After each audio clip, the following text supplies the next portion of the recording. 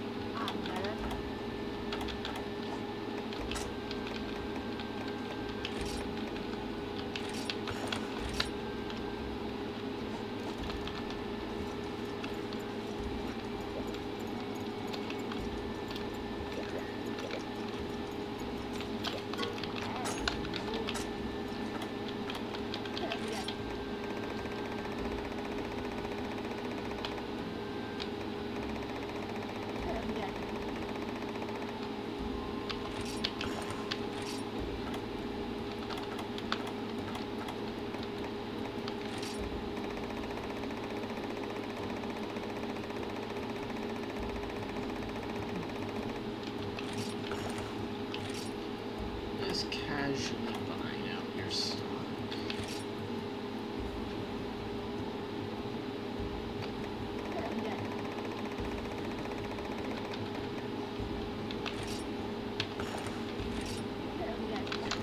That should be enough.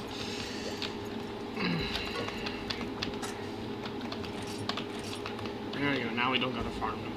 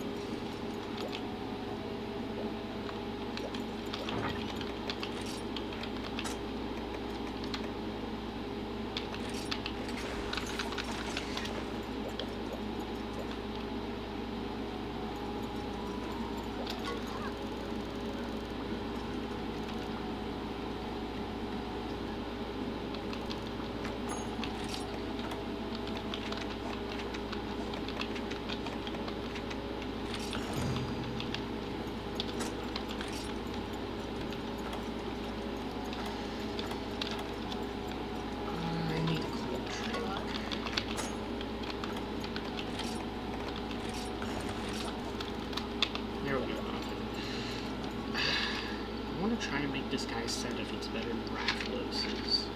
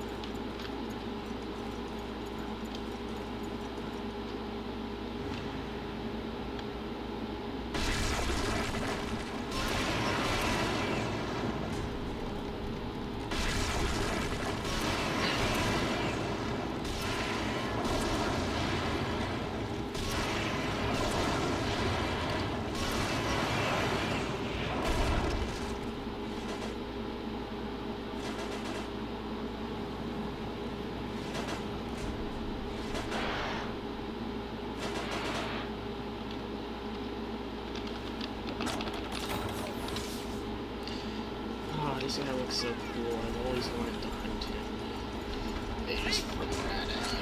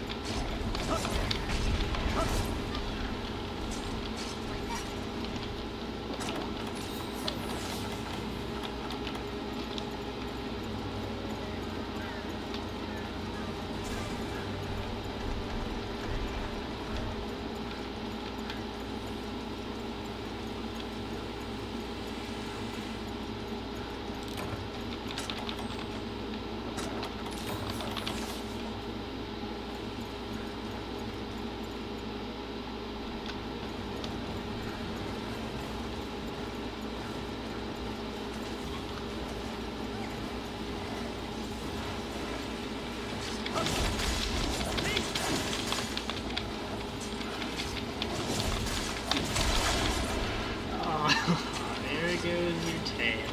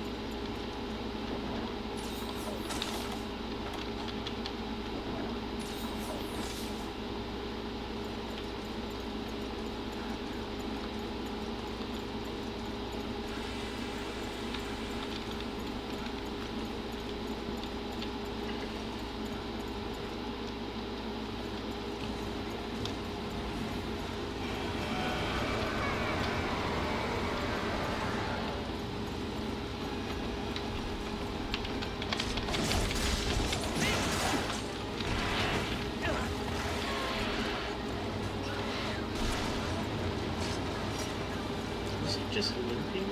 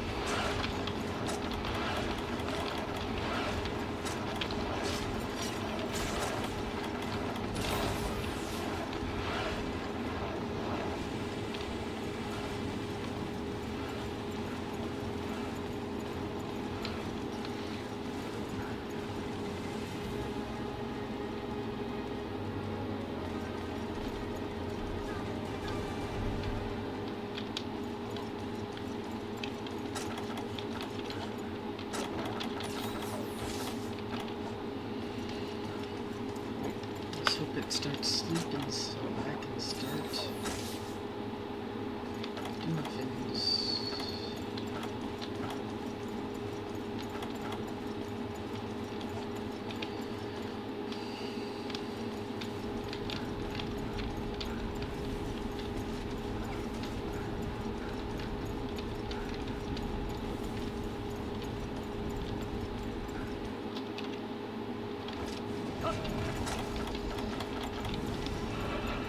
Yes, place this here.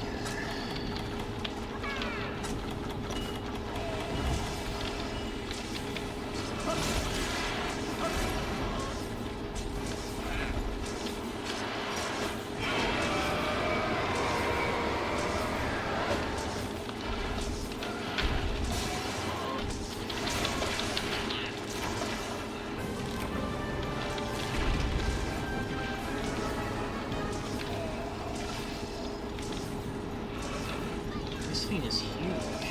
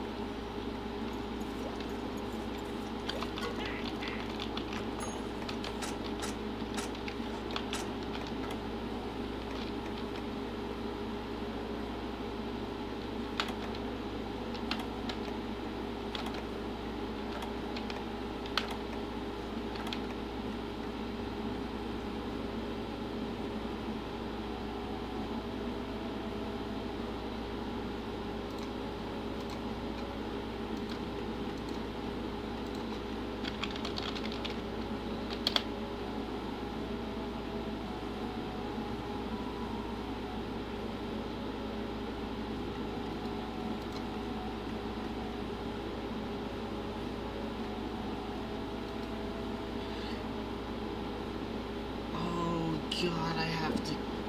Ah, shit.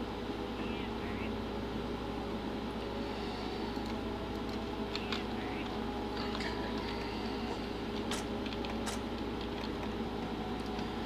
Now we need to go get to Barrow. Where's Barrow? Where's Barrow?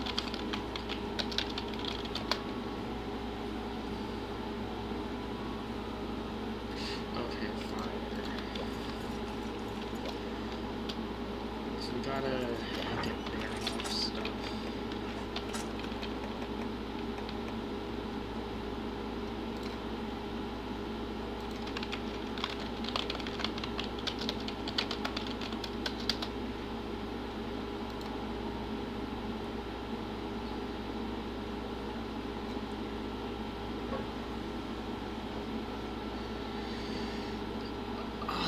Okay.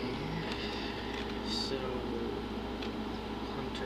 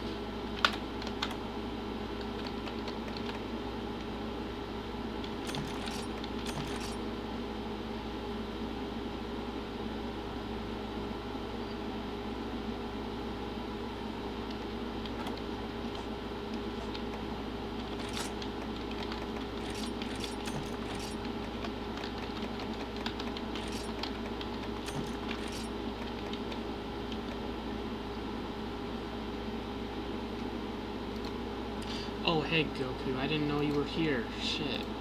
Sorry I didn't say anything. I didn't hear you join call thing.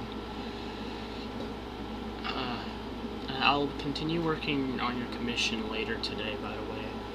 I just wanted to play this since, you know, I fell asleep yesterday before I could.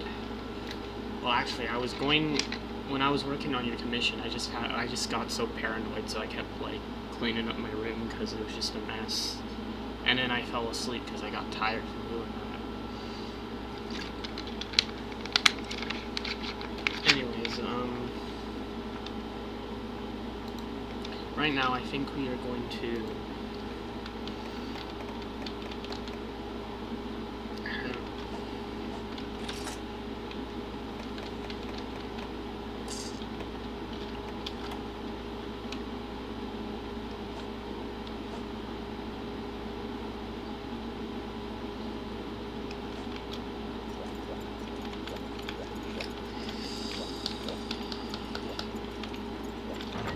Okay, this is what I had to do. I had to change my equipment.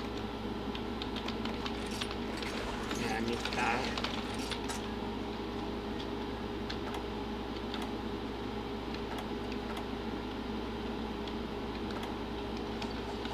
Honestly, we can do it without either, so...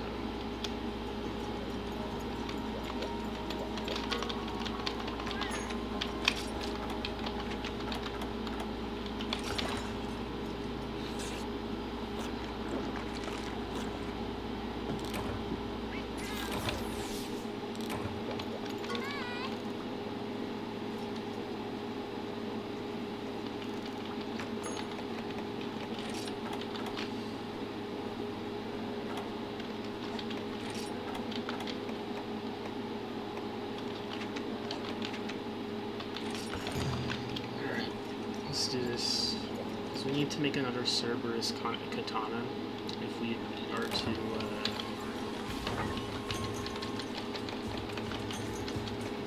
I want to get I have the materials to get the Enactor sword, which has a lot more lava potential, I guess.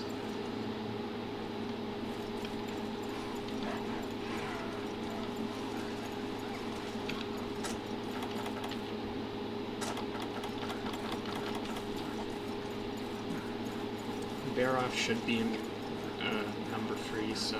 And this should be pretty quick since this is, we are pretty upgraded now.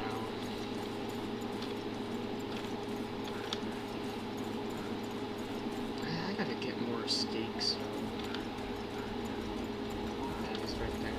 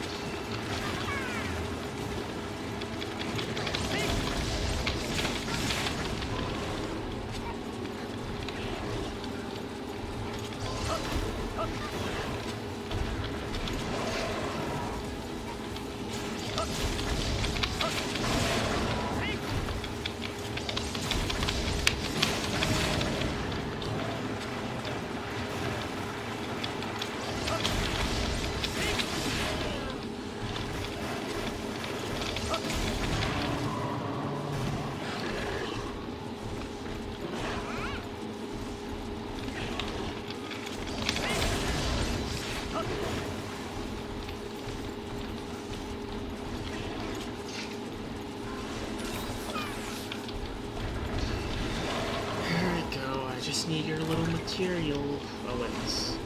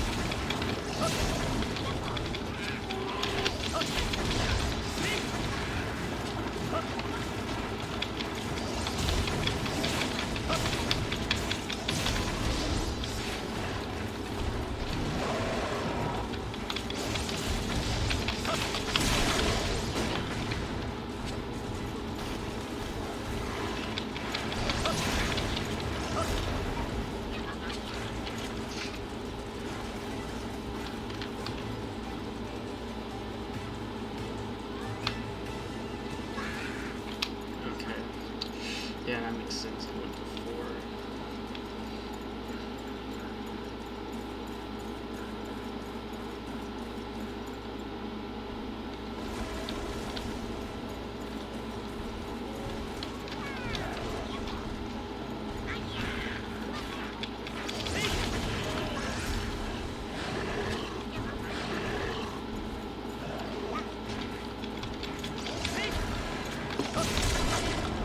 There goes your tail.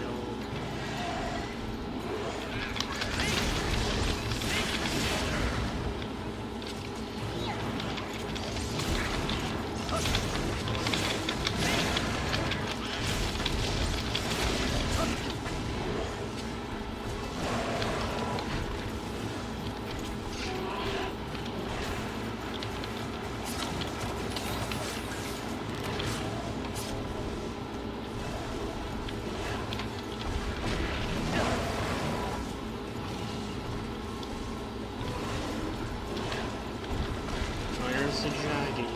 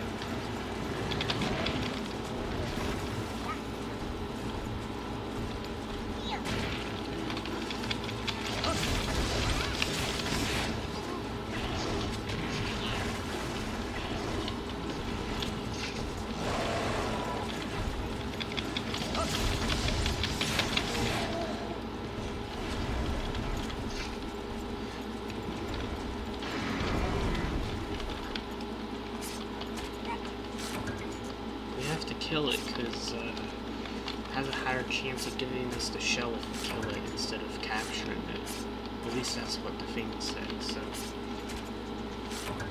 Yeah, there we go. We got one. Now we need one more.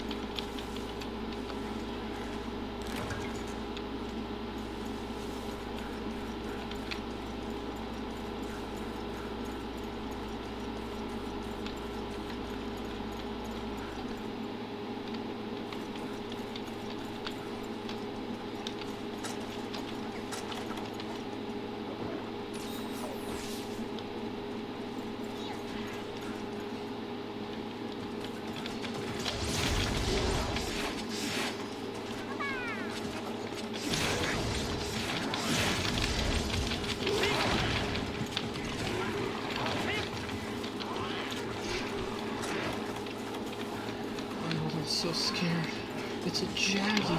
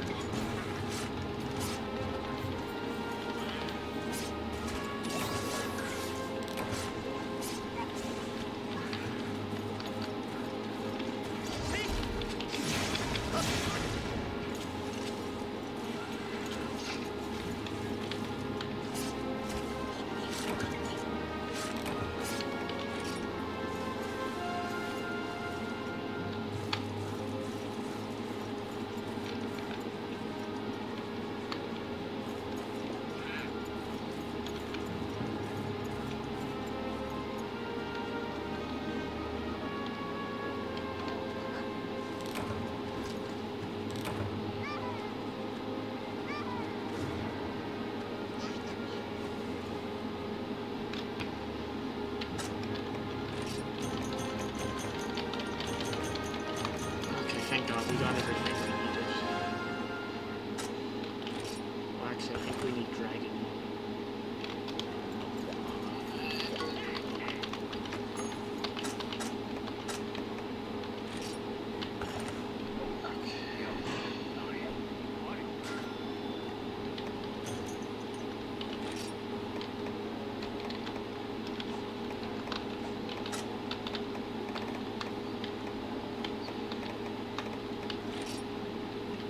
The Bleeding Cross, which...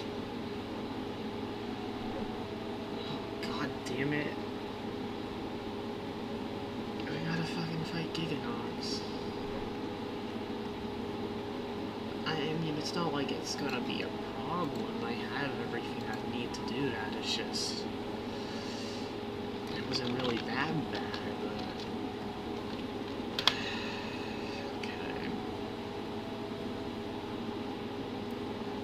So Uncanny Hide is a 17% when you capture. The Claw is a 24% if you capture. Well...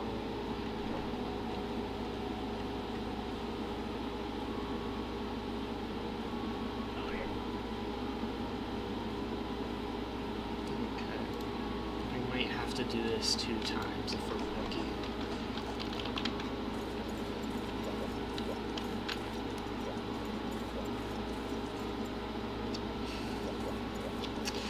We may as well get prepared then, even though it's not really hard. So.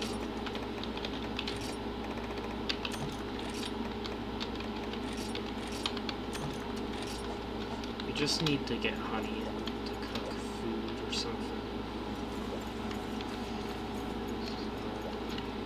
That's what we're gonna do. Yeah.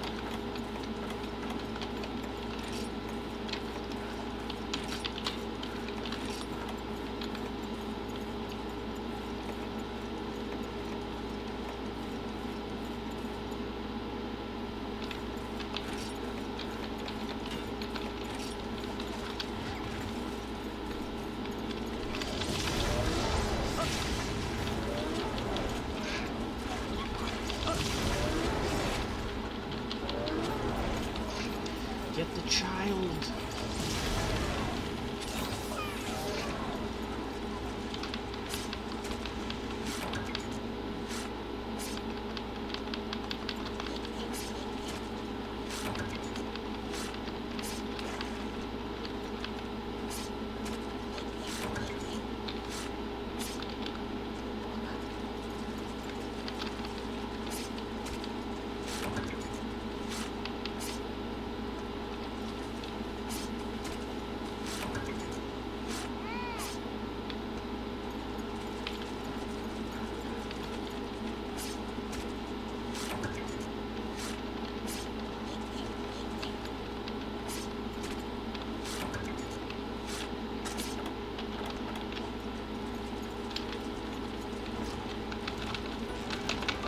Oh no.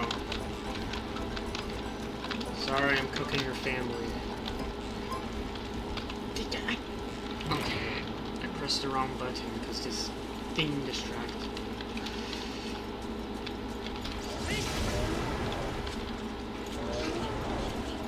And our child's not getting good dead.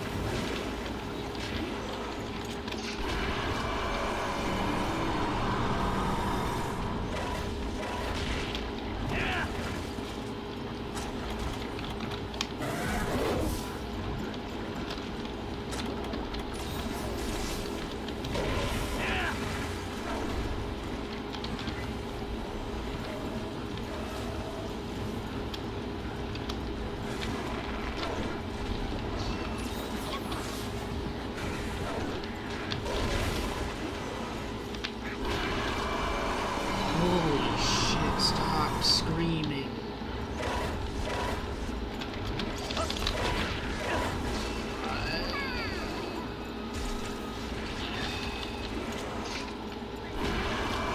Stop screaming!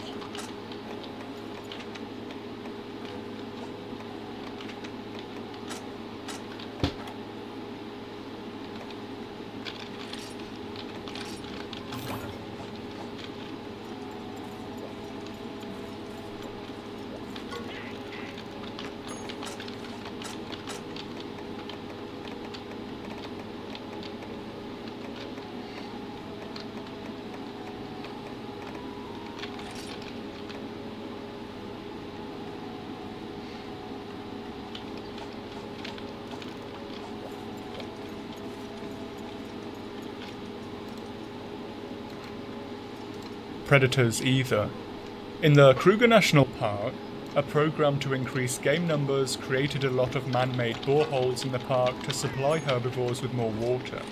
This led to influxes in some areas of certain species like zebra or wildebeest that naturally lived at low densities there, and then large numbers of lions followed their prey. For the rowan that lived in these areas, this increase in lion numbers caused a sharp increase in predation on them that was severe enough it led to a significant decline in population. Management actions managed to halt this before localized extinction and began processes to reverse it. But it clearly shows how changes in environment, herbivore numbers and predation can severely affect animals not adapted to it. Throughout the ancient forest there are various bones and old skeletons that don't appear to be from any species we see in game. If you watch the Pukey Pukey video, it seems possible that Rathalos's arrival in the ancient forest some time ago may have had significant impacts on it, changing it from a deep forest into a more open mosaic of trees and plains. This in turn likely led to far greater numbers of Aptonoth due to better forage quality, and in turn greater numbers of Anjanath and Rathalos to feed on them. This increase in both competition and predation may have even driven some of the herbivores or other animals to extinction. These animals were likely better adapted to the original dense forest, and both lower numbers and diversity of predators, but now they only last as ancient fossils in the forest. But of course, Aptonoth themselves are far from immune to getting eaten. So what are some of the ways Aptonoth handle themselves in a world full of predators? For one, it may be possible that they can replenish deceased individuals relatively quickly by being prolific breeders. When you live in big herds and all breed at the same time, you can achieve predator swamping. This is when you flood the environment with so many young at the same time that there's too many for the predators to eat. Whilst we don't know how large a clutch of Aptonoth eggs are, even if we assume it's something like between 10 and 20, then for how big the herds are, that's still a lot of offspring. Even if there's an even sex ratio in herds, which isn't likely, that's still hundreds of hatchlings at a time. And on top of that, the babies aren't a guaranteed meal either. Against smaller predators like the pack-hunting bird wyverns, mother Aptonoth defend their offspring fiercely. If Aptonoth group together in nest sites when the young are still very small, actually managing to grab one isn't going to be easy, even for a pack working in concert. Baby Aptonoth also probably don't stay very small for very long. Hadrosaurs grew and matured very fast. It's another of the reasons they were so successful. They were already quite large by a year old, and by 2 or 3 years old they were able to reproduce themselves. If Aptonoth breed yearly and are sexually mature in a few years, large herds will easily be able to replenish their losses per annum, and young animals will quickly become large enough to become immune to smaller predators at least. It's worth noting as well that there are different types of predation and different types of predator. Additive predation is any mortality that takes directly from the population and lowers overall survival. Compensatory predation is a mortality. God damn it, I forgot to get I forgot the frickin' traps. I forgot to get them and I needed them.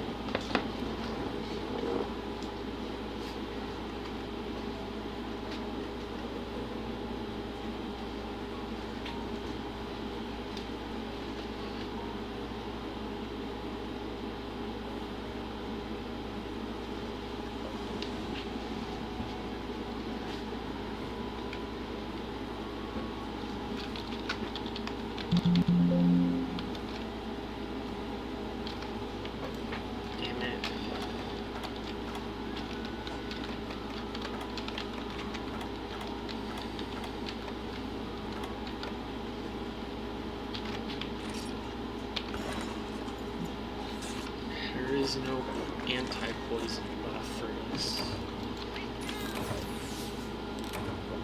Fatality that occurs to an animal that was already unlikely to survive anyway, sometimes called the doomed surplus. Examples include old or sick animals. Cursorial predators are one that capture their prey by running it down after selecting an individual and causing flight, whereas ambush predators use the element of surprise to take their prey unawares. These two hunting styles select for different weaknesses. Coursing predators are more likely to take physically deficient animals, as these will lag behind in the chase. Ambush predators are much more likely to exploit behavioural deficiencies in animals, ones that have chosen habitats that really stack the odds in the predator's favour. Most large wyverns are likely ambush predators, using flight or the environment to conceal themselves before a lunge, whereas most raptorial bird wyverns are likely cursors, harassing or spooking their prey into fleeing before picking the easiest target. These aren't set rules.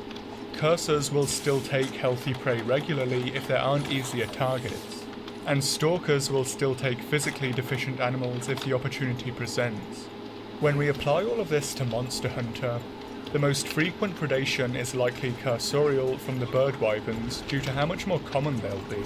Most of the adults taken will be from them cropping the physically deficient ones from the herd, and these will be the ones least useful for reproduction. Considering how large the territories of predatory flying or brute wyverns are, each one will likely encompass several large Aptonoth herds. So whilst Rathalos may inflict additive mortality on the herds, it's going to be relatively minor for the overall population. It's often wondered how Aptonoth can even survive. But with their sheer numbers, the actual risk to each individual Aptonoth is relatively low each time a Rathalos flies out to hunt, even if most mortality is still from predation. Consider too that for healthy adults the overall risk of predation drops even further, and it's clear Aptonoth aren't poorly equipped for the world at all. Many deer or antelope species defend themselves relatively poorly in a fight, and instead rely on fleeing and numbers as their main defense. And remember that outside of gameplay, Aptonoth are still canonically quite fast as well, capable to keep up a high speed for a decent period of time. Apsaros, on the other hand, may not be quite so fecund with their breeding, and if the size of their eggs are anything to go by, they likely have smaller clutches that they guard fiercely and hatch into reasonably precocial chicks. Apsaros can probably take this different strategy as they live in a much poorer environment. The fact the hunter is employed to zero in on the monsters can give an inflated idea of their density. And in deserts, even things like genprey probably traverse over huge areas in search of food. With less risk of predation, Apsaros can put more of their eggs in one basket, so to speak, and likely have longer gestations, slower growth, and older maturity. In terms of defense, they're far slower but much better armed. Whilst for gameplay purposes they're obviously just cannon fodder, the thick shell and hide seem to provide good protection from bites, and genprey may well have developed their neurotoxic venom to try and even the playing field. When threatened by large wyverns, Apsaros form a defensive triangle, each club covering the head of another animal, and so leaving no weak links in a chain, just as real herbivores will form pinwheels with the weapons on the outside. Anything willing to break this has to contend with a tough shell or spiked club, and presumably Apsaros will keep young safe in the centre once hatched as well. Habitat selection can also impact predation rate, and this may be one of the key features of how Popo manage the guild of Palearctic predators they have to live with. Bison will change their group sizes dependent on the environment they're in, gathering in larger social groups in open meadows, and splitting into smaller ones when entering woodland. Smaller groups are harder to detect, and the forests are safer than the open meadows wolves prefer to hunt in, so the bison are grouping up for more safety. In Popo, when encountered in the lower-lying forests, they're often seen in small groups, often 3, that may be parents and a calf. In cutscenes of them in the higher mountain passes, the group sizes are often a lot larger, and it seems small Popo groups may fusion into larger ones to traverse the open mountain trails for the greater vigilance a group will bring. These areas are very high-risk environments for Popo. They're typically trapped against the mountain on one side and a sheer drop on the other, The canyons and cliffs also provide tigrex with plenty of spots to ambush. It makes sense to have more eyes with you when making these journeys. In contrast, the forest likely works in the popo's favour. Tigrex may be swift in a straight line charge, and likely faster than popo, but it's probably the least agile pseudo-wyvern. Popo can likely turn and maneuver faster. In its ecology video, the targeted popo even managed to throw off the tigrex temporarily by jinking in the chase. On top of this, the trees will also provide the larger, broader tigrex with obstacles it'll struggle to move around in time, whereas the smaller, more narrow popo can likely weave between them. On top of this, whilst forests do give good cover for a massive animal like tigrex, they can also blow it. And in real predators, hunting in thick vegetation can conceal prey or spoil hunts. Most tigrex hunts on popo in the boreal forests probably end in failure, whereas most hunts in the mountains or open steppes and tundra likely end in success. So in these environments, popo will group together for vigilance and safety. This type of sociality is called fission fusion, essentially the behaviour of animals that form groups and then split apart again. It's common across multiple taxa and is also seen in elephants.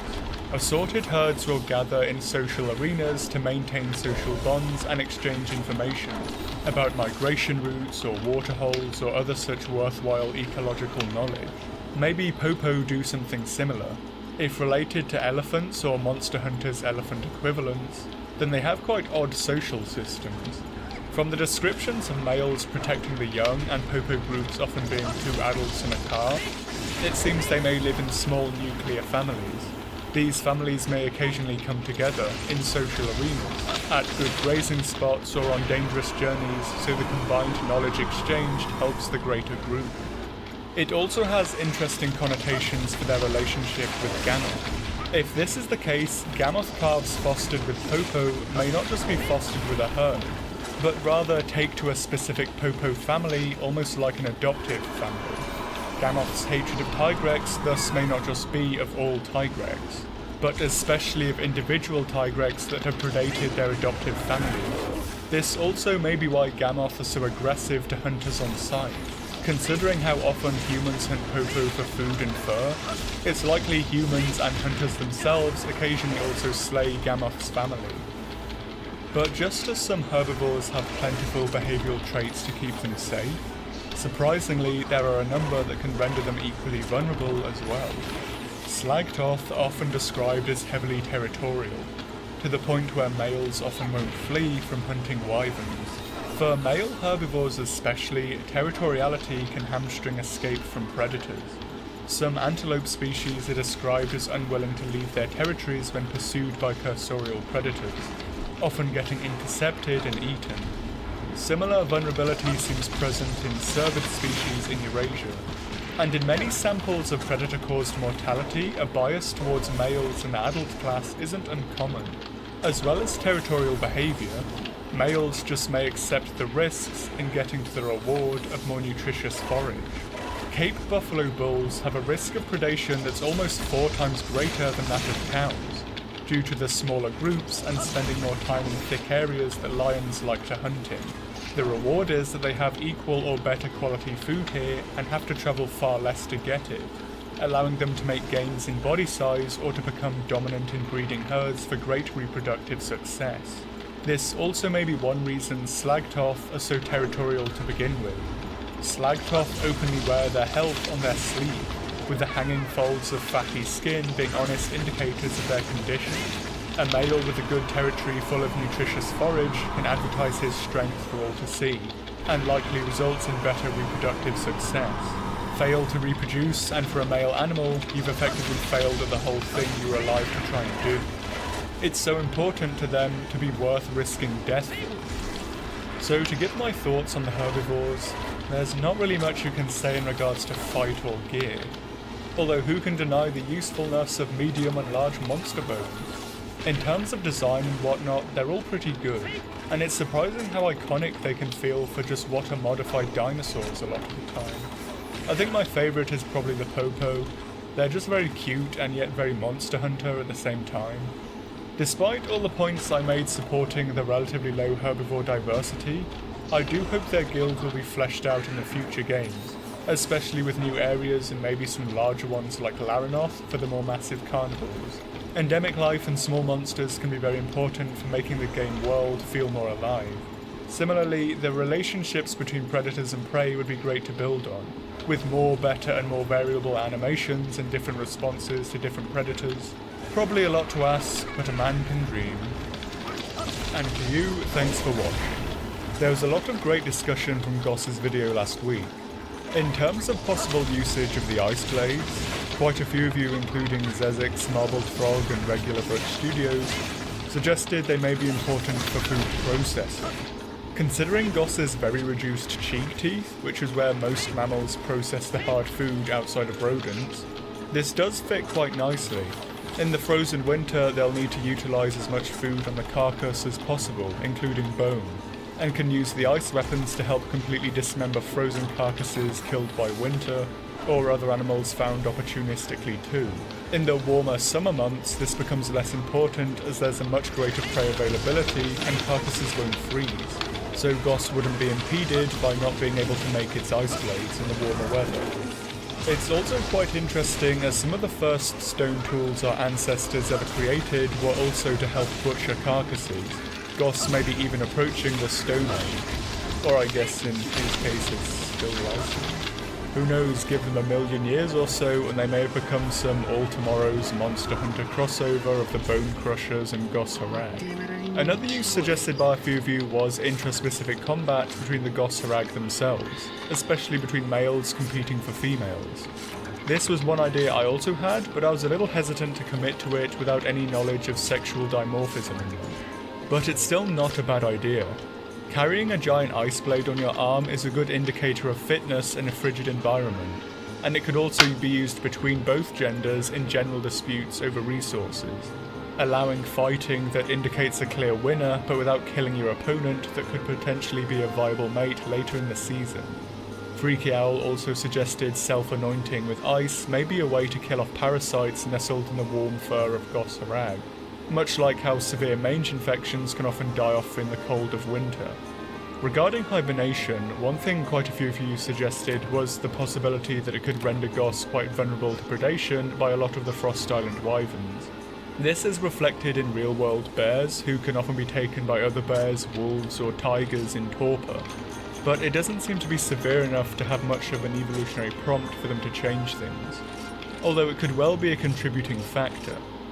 A few Oh god, man, the desire sensor is really picking up on me right now.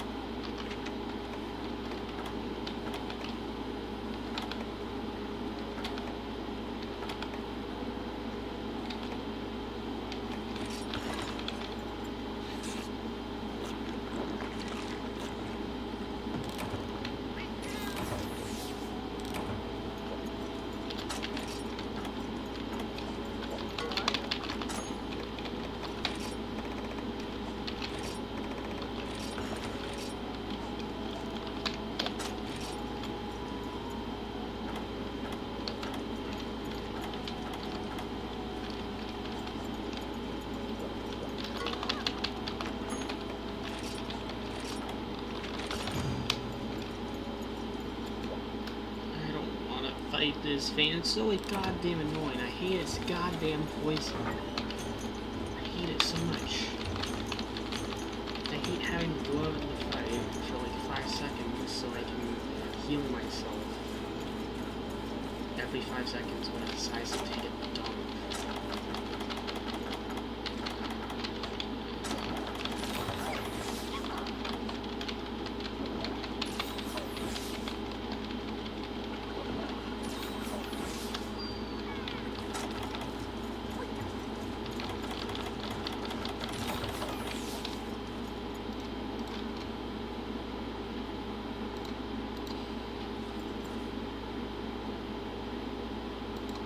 The fanged beast Goss Harag quickly became a fan favourite from the very first trailer it was revealed in.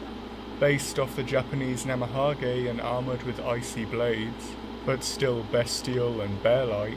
It's the latest top predator in the guilds that live in the snowy Bubble Fox, bewitching dancer and member of the Fated Four, Mizutsune is one of the most elegant monsters in the series, delicate in nature, beautiful in colour, and adorned with ornate feelings. If Mizutsune is a show-off, this is because all of the ones seen and hunted in game are males in their breeding season, which may influence much of what we know about them. What is unique to the male sex, and what can we extrapolate about the females in the species overall? Let's take a shot at going through Mizutsune's ecology and find out. Perhaps Mizutsune's signature gimmick is its bubble foam. By all accounts, bubble foam is a viscous and incredibly slippery material Mizutsune produce a great volume in a short space of time, often working it into a lather and coating larger areas with it too. And it can also be blown into a bubble as well. The best analogue for this in nature is without doubt the slime of the hagfish, famous for the volume created and its slippery. How did the hagfish do it, and what could this suggest about how Mizutsune? Hagfish themselves can create huge amounts of slime seemingly instantly, and the trick is that they're more adding an ingredient to the water to create the slime, rather than producing the finished product themselves. Hagfish slime shouldn't really be compared to the mucus of other animals, but rather chains of very tightly wound proteins that fire out of it when stretched. The proteins then act like a sieve that slows down water passing through it, and the end product is still over 99% seaweed. The protein threads are tiny, less than 1% of the width of a human hair, but between 10 and 17 centimeters in length. So large numbers of these tiny threads can be easily stored in glands in the body, before making a huge mass of slime when fired out as the threads expand up to 10,000 times their body size in just a fraction of a second when fired out. The slime is also very dilute, and this is what allows them to make up to 400 times their volume. The fact it functions like a net is also what makes it very hard to get off, as hagfish slime isn't actually sticky, it's instead very soft. So with all of this, it does seem like a very good analogous fit for Mizutsune's bubble foam. It's very slippery, and when treating the surface, it seems difficult to get rid of it. Similarly, the explanations of how hagfish can make a huge amount of slime do seem to fit with how Mizutsune can produce prodigious amounts of bubble foam as well. A few caveats do exist though, and that is the formation of bubbles. This may be explained partly by how Mizutsune expels the foam from its body. It appears to have glands in its mouth that produce the foam as it exhales, creating a bubble. Considering how little foam is actually needed and how much of it is water, it may combine a tiny amount of the protein threads with saliva or water stored in the body to create a bubble. As said, hagfish slime is comparable to a mesh of proteins over a gel, and the bubble foam may make a finer mesh to help trap air in the form of bubbles for their easy creation. Similarly, in expelling the foam from the body itself, like the hagfish, Mizutsune is likely covered in glands along its torso and tail to produce the proteins to mix the water with. Mizutsune is clearly able to produce these directly outside of water. One, this could be Mizutsune selecting for damp areas where there's plentiful condensed water on or in the substrate for it to mix with. Or this may be one of the reasons for Mizutsune's brush-like tail. The fur-like fibers are described as absorbent and may be uniquely adapted to hold water. So after a dip, Mizutsune carries a supply of water with it to create bubble foam in emergency that can be replenished with water afterwards by a visit to the nearest water body. When in water itself, Mizutsune can likely produce incredible and hagfish amounts of bubble foam. And in a rare moment for carved descriptions, the claim that the pure fluid can turn a swamp into a bubble bath may not be that much of an exaggeration. But with all that, what is this bubble foam actually for? The answer seems to be to repel predators, and it's unknown if females also produce the bubble foam to the same extent, but there is some reasoning to it being primarily a male trait. If you're constantly slathering a trail of proteins behind you when you're walking over land, for animals you're effectively leaving a constant stream of information about yourself. Other animals will be able to tell where you're going and how long ago you were here. as well as information about your condition and hormonal status. It can be used as a notice board to females that you're in season, and to other males that you're too tough to tangle with. In a behaviour known as olfactory eavesdropping though, it can also be used by other species to track you down for their own needs, typically food. It's unknown what the evolutionary route of the bubble phone was, but it may well have at least started from male Mizutsune leaving a trail of hormones in the breeding season that in turn keyed predators into its location, as well as those of the intended female. Bubble foam may have then arisen so that in the events of an attempted predation, Mizutsune had a decent shot at escaping. It's worth noting too, signalling features that make you more vulnerable aren't rare. A lot of the actions both male and female animals make to attract mates can also attract predators with the consequence of getting eaten. Even with the bubble foam in the breeding season, Mizutsune may experience spikes of mortality from increased attraction from predators. Not only may they follow the males to eat them, but considering the males are also searching for females, this may increase the encounter rates with females too. But who is eating Mizutsune? Mizutsune is one of the smaller apex level monsters in game, and is a comparatively gracile animal, so both males and females may be vulnerable to a good number of the large predators. In game, we do see it has a few potential predators from turf wars. Zinogre in particular may be a frequent threat. Its preferred habitat of areas like the Misty Deep, of well-watered mountainous habitats, may give it a strong distribution overlap with Mizutsune. Plus, its strong claws to help it scale rocky terrain may also allow it better purchase than other monsters in the bubble-foamed areas, as well as affording it some ability to restrain Mizutsune. Bubble foam may actually provide a significant repellent here though, more so than against other monsters. Mizutsune does grapple back to Zinogre, and presumably cover it with the foam. This is likely immensely hard to get off, and may jeopardize Zinogre's relationship with the Thunderbug. They may struggle to fly, stay on or land after a coating, and may even be repelled or even suffocated by it. So a Zinogre that enters a prolonged struggle with a Mizutsune may risk weakening itself considerably regardless of its victory. In short, better to cut your losses early and go and eat a Gargwa instead. Astalos is another example, and Mizutsune does seem at risk to true flying wyverns. Whilst it does manage to jet Astalos out the sky, this quickly turns south for Mizutsune when it's knocked down and mauled.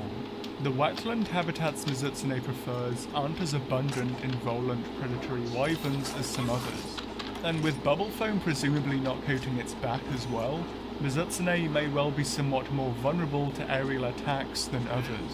Said areas are well watered and vegetated though, and Mizutsune may prefer thicker areas or ones adjacent to water bodies for cover or an aquatic getaway from such potential predators. But taking to the water may not always be a foolproof method, and in some cases may well be an out of the frying pan and into the fire. In estuarine areas where they may meet, or if young or hungry Lagiacrus swim upriver to areas like the flooded forest, then it may well provide a major threat to Mizutsune. This may be a key reason for the bubble foam too.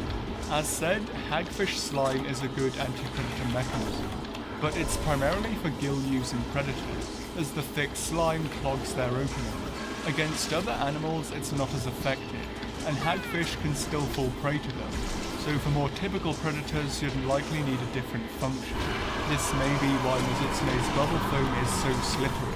If grabbed by Lagiacrus around the torso or tail, the glands likely make it very hard for the Lagiacrus to hold on to a wriggling, slippery Mizutsune. Similarly, the potential and forceful actions Lagiacrus may take to kill large prey, like death rolling or shaking it, may only send it flying out of its grasp. This may be overall effective, but not completely foolproof, and if Lagiacrus manages to grab one by the head especially, it may well be lights out.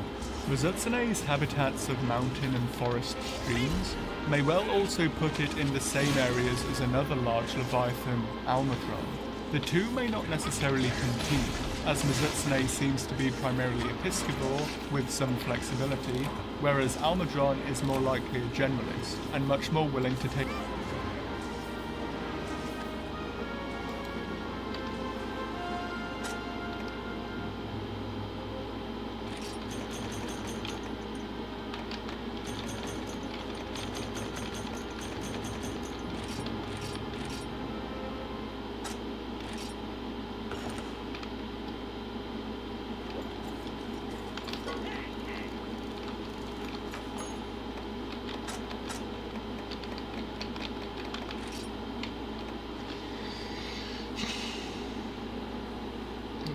one more Uncanny Hide and 2 more Giganox Claws.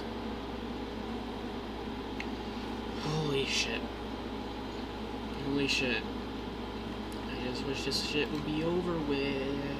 It's like a 20%, 24% for capture, 17 for capture for Uncanny Hide. So if we're lucky, it'll be the next one, but, you know, that's the desire sensor. The desire to want an item. If you have the desire for it, you won't get it. But if you don't care, you will get it. You know? So, hold on, I'm gonna take a piss. I'll be right back.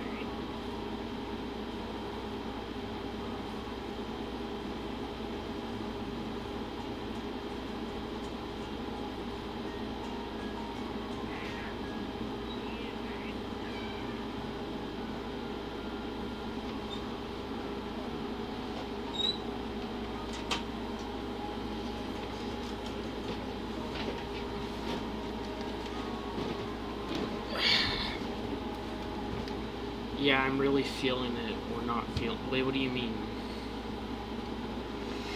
I'm back. Okay.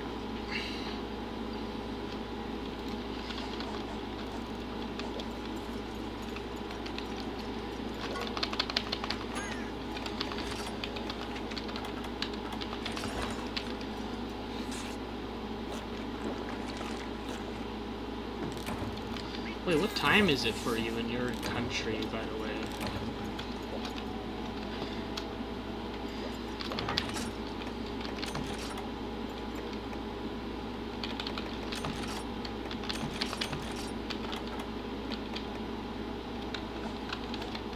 Oh, 7 a.m. Oh. Oh god, you're up early. So when I was streaming, you were up very, like... Oh man, my sleep was just messed up. I didn't... Oh, I just assumed that you were... Oh. I'm just surprised, that's all.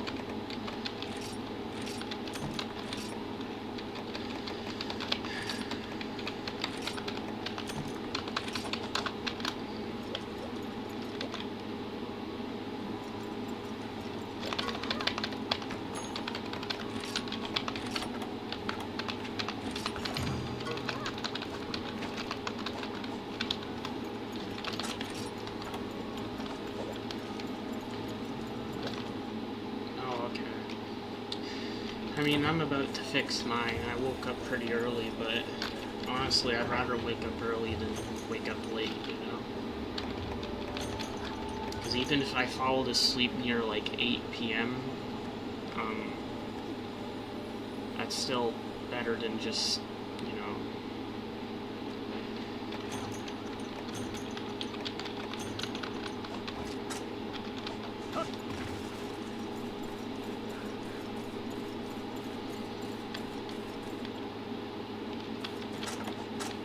No, no, no, no, no, no, no, no, no, no, no.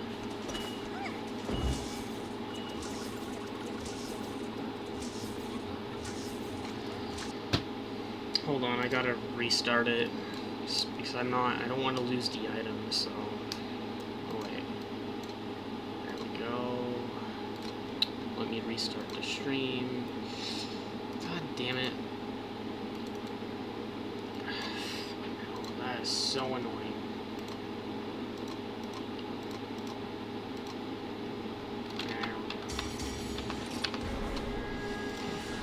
You know what? Is your save states?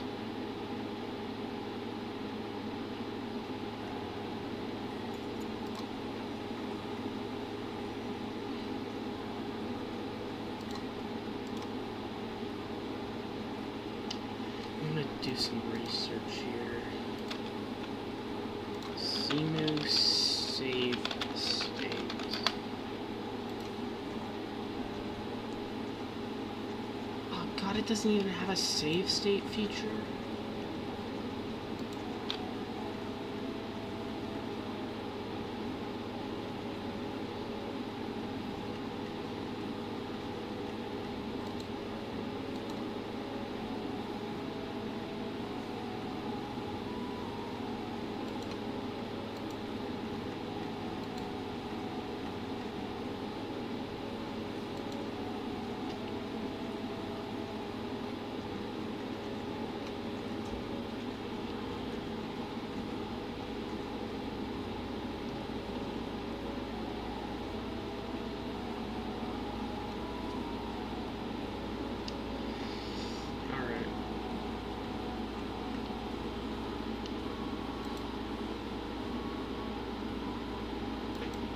Lack of sweat glands and very compact shape.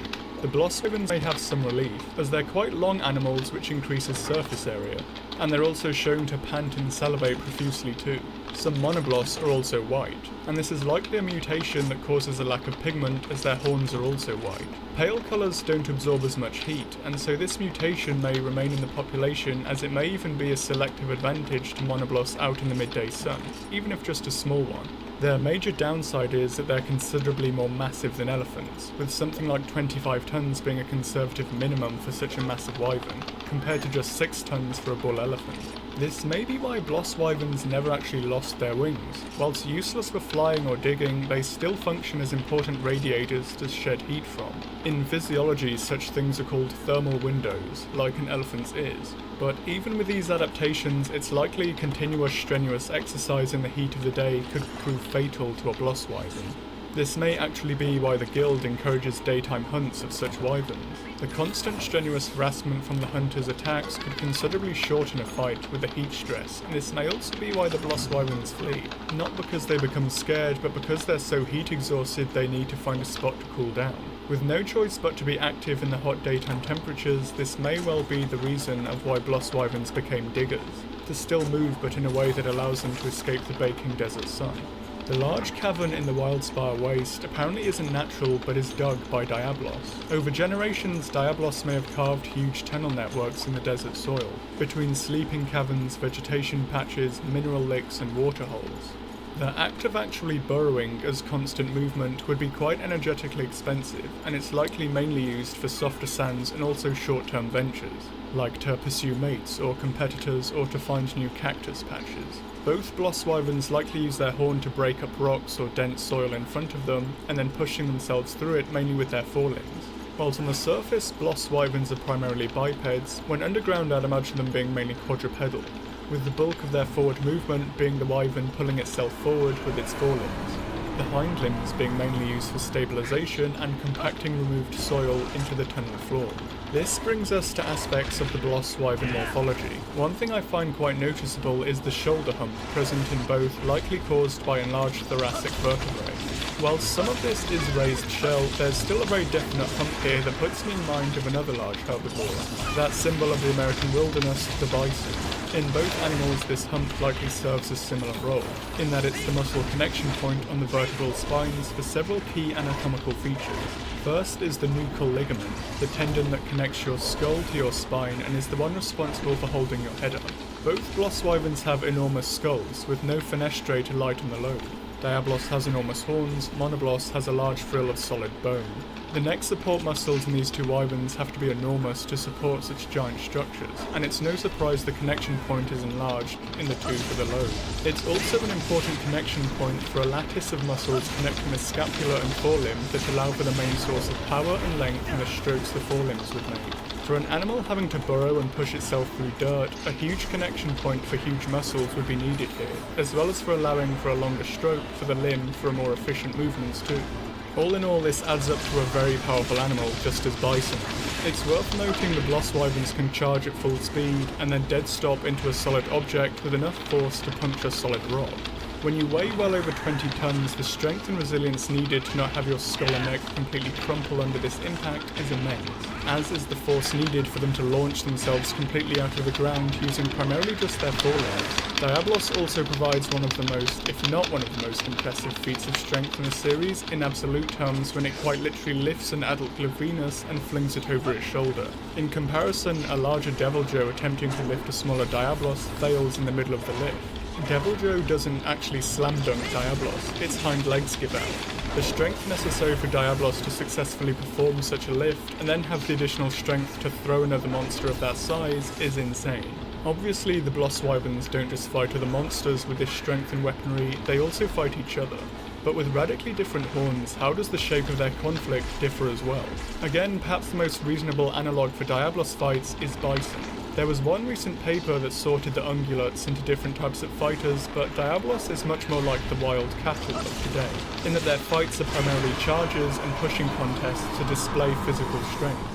Unlike various wild cattle though, Diablos horns aren't actually meant to double as lethal weapons. In Diablos contests, they are purely about strength. They're straight and they interlock, so Diablos can't reach around and also draw an opponent's throat with them. The reason for this may be that unlike bovids, female Diablos also partake in such contests when in estrus, being known as Black Diablos. Considering a Diablos cow in heat is the prize at the end of the fighting, it would be less than ideal if you could also kill her by accident due to the same horns that won you victory. But on this note, why are Black Diablos so aggressive, and why do they physically challenge their mates? Physiologically, some animals do undergo similar phenomena, most notably elephants when they enter a period called must. This is the elephant equivalent of a rutting season, and is characterized by rises in various hormones, but chief of all testosterone. This unsurprisingly causes highly aggressive behavior, with musk bulls dominating others and then getting access to the females. So Black Diablos are effectively gender-swapped musts. Diablos cows likely use this to filter through the males so they only get the largest and strongest ones, but they may also use it to keep other Diablos cows away too. Cacti is arguably a much rarer resource than the other vegetation that Monoblos can eat. Whilst it can grow in dense patches in certain areas, Diablos' specialization likely means that there is less biomass available for it to eat in their shared habitat. This is likely one of the key things that spur the differences in the horns between the two species of Bloss wyvern. Indeed, the fact that Diablos cows have equally large and similarly shaped horns show that these purely aren't for fights between Diablos males to acquire territory and breeding time. The reason for such horns and fights are universal across the genders, and that universal need is likely food. Black Diablos drive their own mates out after a successful mating and completely monopolize the area for themselves. This is because, as the World Art Book states, the dark coloration doesn't just stop after the estrus period, it continues to affect the Diablos through pregnancy as well. In spotted hyenas, high-ranking females in late-stage pregnancy produce more androgens that influence their offspring's development. The cubs of higher-ranking individuals are more aggressive and dominant, growing up to get better spots at kills and have more mating success. The same will likely be true of Diablos. The more androgens their mother produces in pregnancy will likely result in more aggressive young that will also grow larger horns and thus be better at carving out territories. Diablos likely lays eggs, and so she's probably supercharging them with androgens through the whole period as she can't give them a final big dump before hatching, like an animal that has live young could. Black Diablos are also a lot more powerful. In a lot of animals, darker colorations are associated with higher testosterone. And if Black Diablos spends several months a year on a testosterone binge, it's unsurprising this will cause the other benefits like greater musculature. The extent of this may be so great that Diablos cows, even without breath attacks or energetic defenses, are considered to be on par with elder dragons through sheer physical strength alone. The black coloration also serves as a warning, and is obviously useful for cows to clear out the nesting area of predators that may attack her young.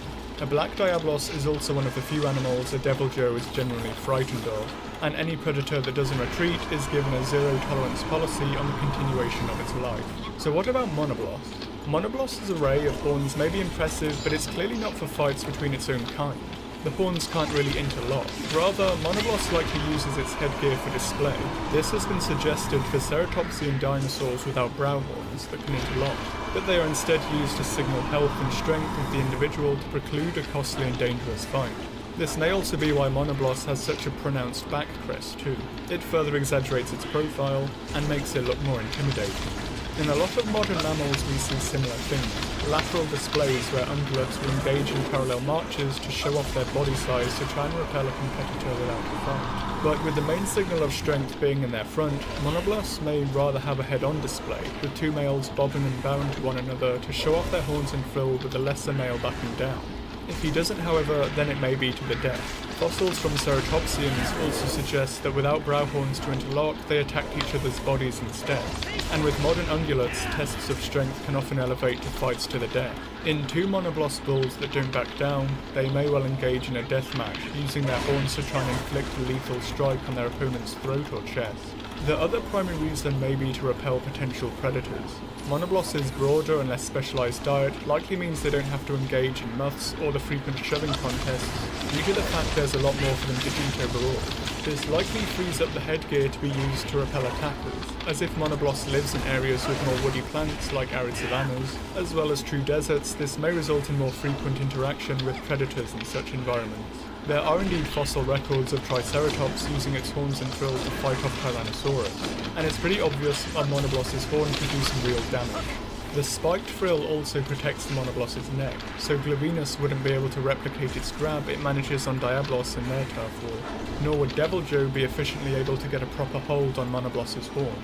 Although with how Iceborne's turf wars were done, if Monoblos did arrive anytime soon, and imagine they're just copy and paste Diablos' turf wars right over with plenty of awkward clicking.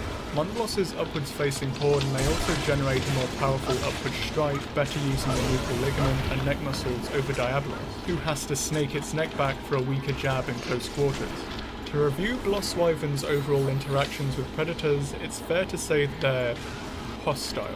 Be it bird, brute or flying wyvern, even when not in muths, either gender of either species of the giant desert wyverns will attack and kill other wyverns, even harmless ones like Barrock. Whilst both species are too large and well armed for healthy adult individuals to have real predators, this is likely the Bloss wyverns creating an environment to favour their offspring and future lineages by removing threats. There may not be a lot of room for brain left in their reinforced skulls, so it may be a case of anything shaped like a threat is attacked with maximum hostility. For animals like Barroth, this is just plain bad luck. It's unknown if Bloss wyverns exhibit parental care. On one hand, the bigger you are in mammals, this results in it, but in reptiles like the sauropod dinosaurs, this may not be the case. In wyverns, there's not much info with this, with there only being data on a handful of species. It may be possible Bloss wyverns are somewhat like crocodiles in this regard, in that they guard eggs when they're young until a certain age, but don't feed them or properly tend to them. It's more that they're born small and precocious and live in their mother's shadow for protection. This may also be why Diablos has tusks as well.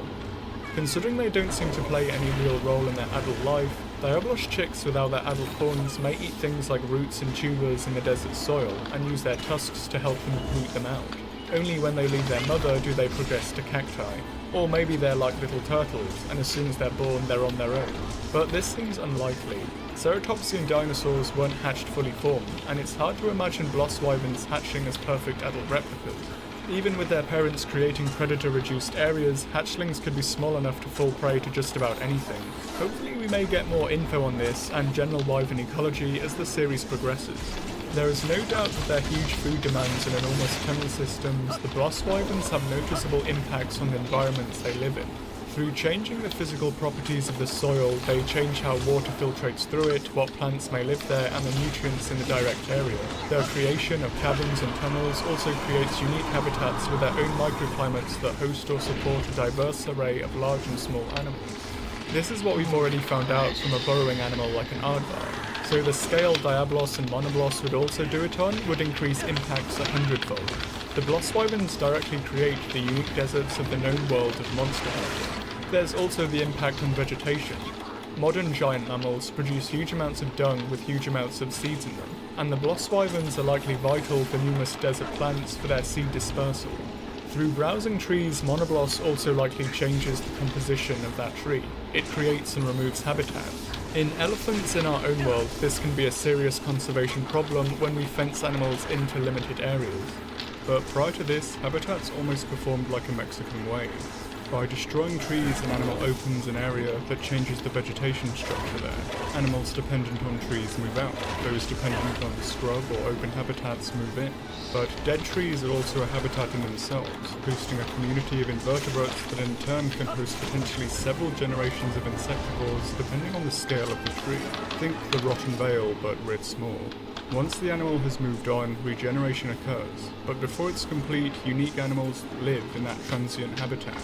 Both destruction and regrowth are their own microclimates in nature. A final question could be, why is Monobloss seemingly rarer than Diablos? The doylist answer to this would just be that Capcom prefer using Diablos in games as it can be hunted in multiplayer, but that's boring. For a Watsonian explanation, let's consider what Monobloss may mean in the cultures of the known world. In the original game, Monobloss horn was worth more than Diablos horn, and it's also potentially got some value to other cultures in the known world, like that of the felines. Monobloss is also one of the few animals you actually carve the heart from too, and it's said to symbolise anger. It's also the only monster you have to kill singly. Overall, among many hunting cultures, it seems Monobloss is the true test, the beast that really makes you a genuine hunter. After all, it's not Rathalos that makes you the hero of Kotoko, it's Monobloss. As we've sadly discovered from our own world, when we place certain cultural values on animals, it leads to their decline through unlawful poaching. Hunters desperate to become recognised may try and take down Monobloss without permission, or illegal teams may hunt them and sell horns and hearts in the black market for those unwilling for the challenge but overly keen for glory. In 4 Ultimate, it's said that Monobloss was the monster that started the practice of refined monster hunting. The context behind this isn't really known, but it may be possible a guild was set up in part to try and prevent the unlawful killing of Monobloss especially, and the ecological degradation that will happen without them. Unlawful hunting may also fail, and both Bloss Wyverns are also said to have killed many amateurs attempting to bring them down. The gunner in Kotoko had his career ended by a crippling injury from the same Monobloss that you later slay, that also laid low numerous other soldiers. Amateurs or poachers can fail to finish a job, and there's the famous story of the rogue elephant of the Aberdares. It killed numerous people and raided multiple villages, and when finally shot, it was found a bullet had been lodged in the nerve centre of the tusk that contributed to its poor condition, as well as its aggression. It was likely a similarly ambitious fool that broke the horn of the Diablos that became known as Bloodbath. In the original Monster Hunter art book, it's described that there's a giant red Diablos that's the king of its kind, and this may well have been the Bloodbath individual prior to its wounding and the series of events that cost countless lives. So overall, what do I think to the Horned duo? I love them. They're 2 of my favourite monsters in the entirety of the series. They have a fantastic design, they're great fights with great gear, and as giant herbivores it just adds that little bit extra flavour that grounds the monsters in the Monster Hunter universe. Like a handful of devout others, I do prefer Monobloss to Diablos. I just think he's that little bit cooler. Diablos I think is still great, and his implementation in Base World was also fantastic, with both the turf wars and the use of the Wildspire Waste environment in his fight. With the add-ons though, he got considerably crapper. I will quite happily die on the hill that his turf war with Deviljho is absolute nonsense. But even more insultingly, the fact that Black Diablos is thrown around by Anjanath is pretty disappointing. Whilst carnivores often kill each other at any opportunity to eliminate competition, they typically ignore giant herbivores. If all the large predators can just easily dunk on Diablos, it really ruins their prestige as the giant herbivores of the game. If pretty much anyone can now take down Black Diablos, how is it any different from it just being a big angry Apsaros? I'm not saying they should win every fight, but at the same time, come on Anjanath. On this note, I'm also already envisioning Diablos getting bullied in turf wars in Rise. The cooler Monobloss would never fail me like this. On that note as well, I do hope Monobloss comes back at some point in the future. It'd also be nice if they gave him his theme from the first game as a proper leitmotif whenever he's fought. With the next level graphics future consoles will have, it also gives them a good opportunity to redo his Rage frill colours in a big way. It would be amazingly cool if he had badass war paint like designs from various paleo arts of Styracosaurus when enraged to really amp up the visuals of the fight. I'd also like to see the role monsters play in the native civilizations and their history discussed more, and as said earlier, Monoblos is a prime candidate for this. Thanks for watching, and thanks to everyone who put up last week with the clipped video dimensions. I didn't actually realise that until several days after I'd uploaded. I'll do a re-upload soon though. To everyone who's already subscribed, thank you especially. I really enjoyed everyone's comments last week, and if this channel ever gets massive, know that you're the OGs. And keep the suggestions coming too. As ever, please do share with friends and other hunters, like, and if you're a newcomer, please do consider subscribing too. I'll see you next time, and here's the teaser for it.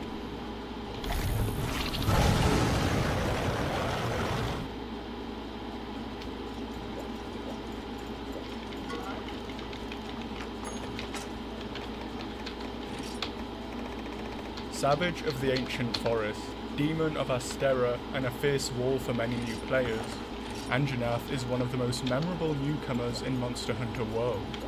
At first glance he may seem to be a relatively basic Tyrannosaur, but both his morphology and behaviour may contain a number of hidden secrets, as does his subspecies, the Fulgur Anjanath.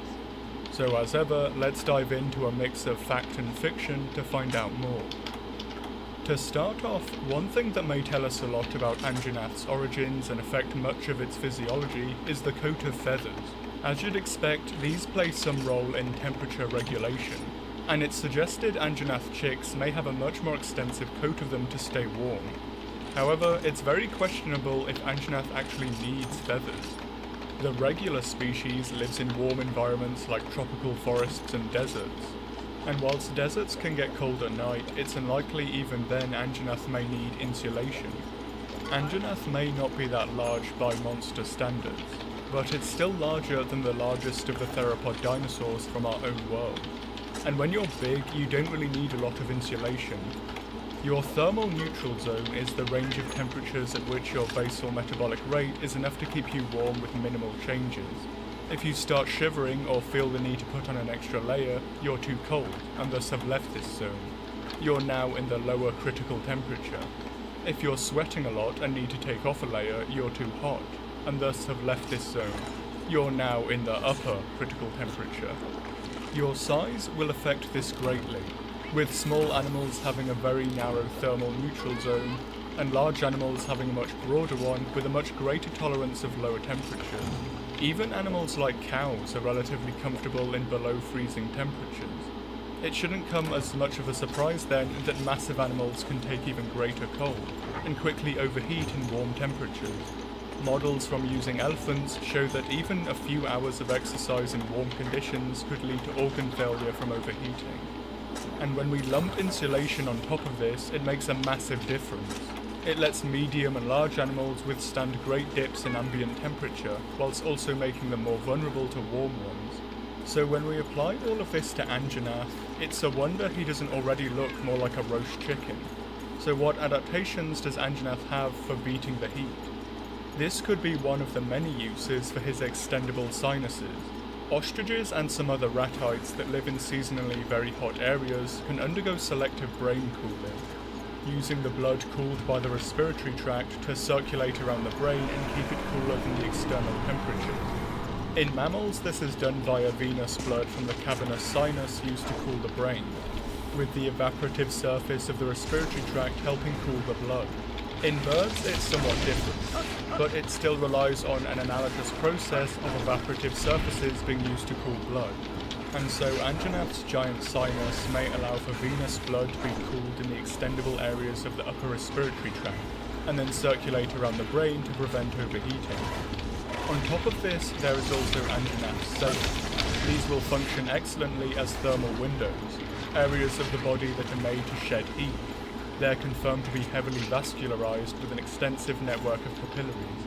This, with the large surface area to volume ratio, allows for efficient heat loss. So it does seem Anjanath has a suite of morphological traits to allow for heat shedding in a warm environment, thus allowing it to survive in the ancient forest in the wild style. It's possible there could be some behavioural traits too.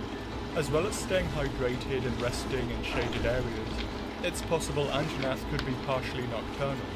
For what it's worth, both Diablos and Anjanath's own cutscenes in Rise show it as active at night. Being subject to similar thermal challenges as Anjanath, it's unknown what activity pattern something like Tyrannosaurus engaged in. Its eyes have been suggested as possibly providing good night vision, or exceptional day vision. It's possible it was crepuscular, active at dawn and dusk for a mix of both light and cooler temperatures. We can't see Anjanath's scleral ring, unfortunately, but the spread of behaviours across both day and night may make it ephemeral, essentially active at various portions over a 24-hour period. If there is some nocturnal behaviour though, it may be that Anjanath has somewhat reduced vision to trade within their agency at night, at least partially. And it's not uncommon for carnivores typically believed to be diurnal to actually be active on moonlit nights especially. Anjanath's day-to-day activity may be a compromise of light and temperature, with frequent crepuscular activity, occasional nocturnal activity depending on moon phase, and diurnal activity depending on daytime temperatures and weather conditions. Ability to shed heat may also give Anjanath some foraging benefits. Aptonoth, the preferred prey of Anjanath, aren't exactly small themselves, and they also have to take some measures to avoid heat stress in tropical climates like the ancient forest. African painted wolves actually have greater hunting success on hotter days, and it's believed this is due to them having better ability to shed heat compared to their larger prey, thus allowing them to stay in the chase longer and catch them. Whilst Anjanath outsizes its prey, its unique adaptations for shedding heat may help it to even the playing field between it and the Aptonoth. It may also allow Anjanath to continue foraging later, or start earlier, in the daytime than other large ground predators, thus giving some competitive advantage. So with so many physiological challenges to overcome in regards to heat, why is Anjanath even feathered in the first place? Well, my own theory is that Anjanath is the more recent and derived animal from Fulgur Anjanath. I personally think it's more reasonable that an Anjanath and its ancestors adapted for cold, and thus developed feathers that its subspecies may even be in the process of losing, what with their geographical radiation into warmer areas. I think this makes more sense than regular Anjanath having achieved its massive size without shedding its coat of feathers, or having evolved them in tandem with gigantism, despite the hot temperatures it lives in. Fulgur Anjanath's coat is the same as the regulars, and not that extensive, more covering the tail and then forming a cape over the back and shoulders. This may be primarily to protect the relatively isolated tail especially. As for the rest of Anjanath, the minor cape should be sufficient to provide thermoregulation even in the snow. As said earlier, large animals can withstand below freezing without huge coats, and Anjanath is massive even by dinosaur standards. In the event of blizzards or extra cold temperatures, it can always just hunker down too. Changes in body posture can make huge differences in heat retention, and if without shelter, Fulgur Anjanath may literally sit out blizzards. On very cold but clear days, it can also use its fans to potentially warm itself as well. It's suggested poorly insulated legs may be an important factor in thermoregulation for polar animals, so even Fulgur Anjanath's naked legs may be by design. It's tempting to point out animals like the woolly mammoth in an argument for fluffy dinosaurs, but it really can't be stressed enough that the woolly mammoth was a highly specialised animal. It lived in far northern latitudes in glaciated periods with frequent blizzards and incredible wind chill. It really can't be stressed enough how cold it was. Anjanath's signature sinuses may also not just be used for keeping cool, but as you'd expect, they might play a role in enhancing olfactory ability. The extendable structures may be something similar to an organ called the vomeronasal or Jacobson's organ in mammals and reptiles. This organ isn't just used for smell, but for the processing of pheromones. In a lot of species, this is the organ that translates the chemical messages into one the brain understands, and passes it on to the rest of the body to react accordingly. This extreme adaptation may be due to Anjanath being so territorial. Other sedentary brute wyverns like Lavinus will mark their territory with tail storms, and it's unknown if Brachydios uses its slime to do the same. What exactly the evolutionary prompt was for Anjanath's very developed nasal system is unclear, but the scent marking and means to detect it both stem from it. Anjanath regularly marks its territory with sprays of mucus on certain landmarks. And again, this is much more analogous to mammalian behaviour than those of a bird or reptile. It's also a cool bit of speculative evolution. Most glands the mammal body has are actually just modified sweat glands. Despite producing fatty secretions, both scent glands and mammary glands are just somewhat modified sudoriferous glands. Some animals also take it further than others, with some carnivores having specialised anal glands for territorial marking as well. Anjanath has no sweat glands, but it likely does have mucus glands. These are still both exocrine glands that produce copious amounts of viscous biomatter. So it's a really interesting idea to make this a potential scent gland for an animal without sweat glands. Anjanath may also alter its scent marking behaviour in response to local conditions, much like mammalian carnivores. Forest Anjanath in well-watered areas with good amounts of prey may use boundary marking, patrolling certain routes in their smaller territories and marking along the boundaries in a clear olfactory wall against intrusion. In contrast, Anjanath living in the wildspire or the hoarfrost may use hinterland marking. This is making a number of scent marks along routes and landmarks in the interior of your territory. The animals have much larger territories due to lesser resources, and so patrolling the entire boundary and frequently marking it is impossible. So an intruder may make it some way into your territory, but sooner or later it will meet one of your markings and hopefully turn back. Anjanath clearly takes its territory seriously, as so much mucus will likely require good amounts of water from the body. The secretion may also be energetically expensive to produce. Not only is it full of fats, salts and proteins, it's mentioned that this mucus, when combined with the bioluminescent fluid from Anjanath's throat sac and exposed to oxygen, is how Anjanath sprays fire. But with such a fine sense of smell and the organ to detect pheromones left, right and centre, Anjanath may not just be following the traces of other Anjanath. For some time it was believed animals only really paid attention to their own scent marks. But study shows numerous taxa often engage in what is known as olfactory eavesdropping, where they actually investigate and appropriately respond to marks left by other animals outside of their species. Depending on the relationship, they may try to avoid it to minimize risk of encounter, or approach it to try and find the same resources they share. This often takes place between predators and competitors especially, but predators will often respond to fresh scents left by prey species too. It's possible Anjanath has the best sense of smell among the brute wyverns, who quite possibly have some of the best senses of smell among the monster roster.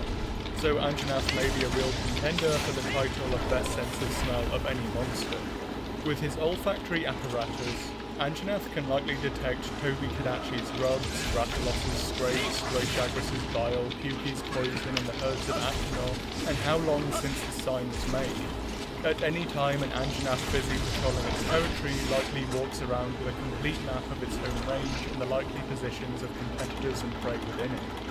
This is likely because Anjanath is in a constant state of getting ready to throw down just about anything else in the forest, and perhaps second to Odogaron has the broadest range of competitive interactions with other animals. Outside of forest environments, it doesn't hesitate to take on other brood life, and seems quite capable of predating even adult barrows. In more arid spots, it could be that smaller predators form a larger part of Anjanath's diet, but perhaps most prevalently it seems to...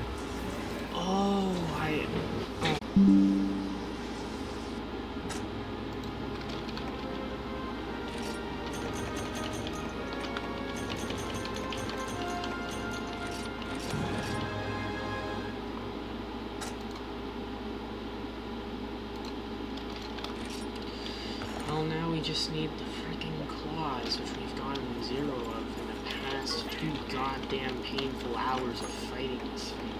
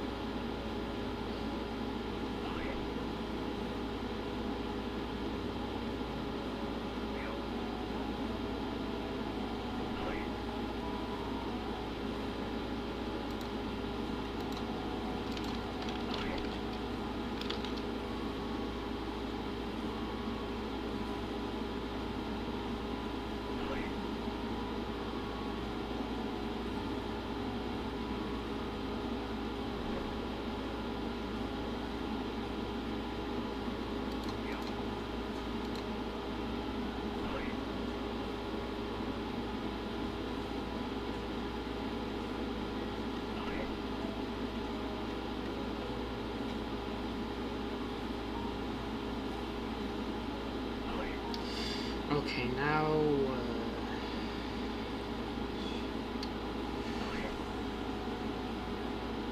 Okay, so we don't gotta break the tail next time. But now we just gotta keep capturing it until we get 2 Giganox claws. Because it's a 20% drop rate.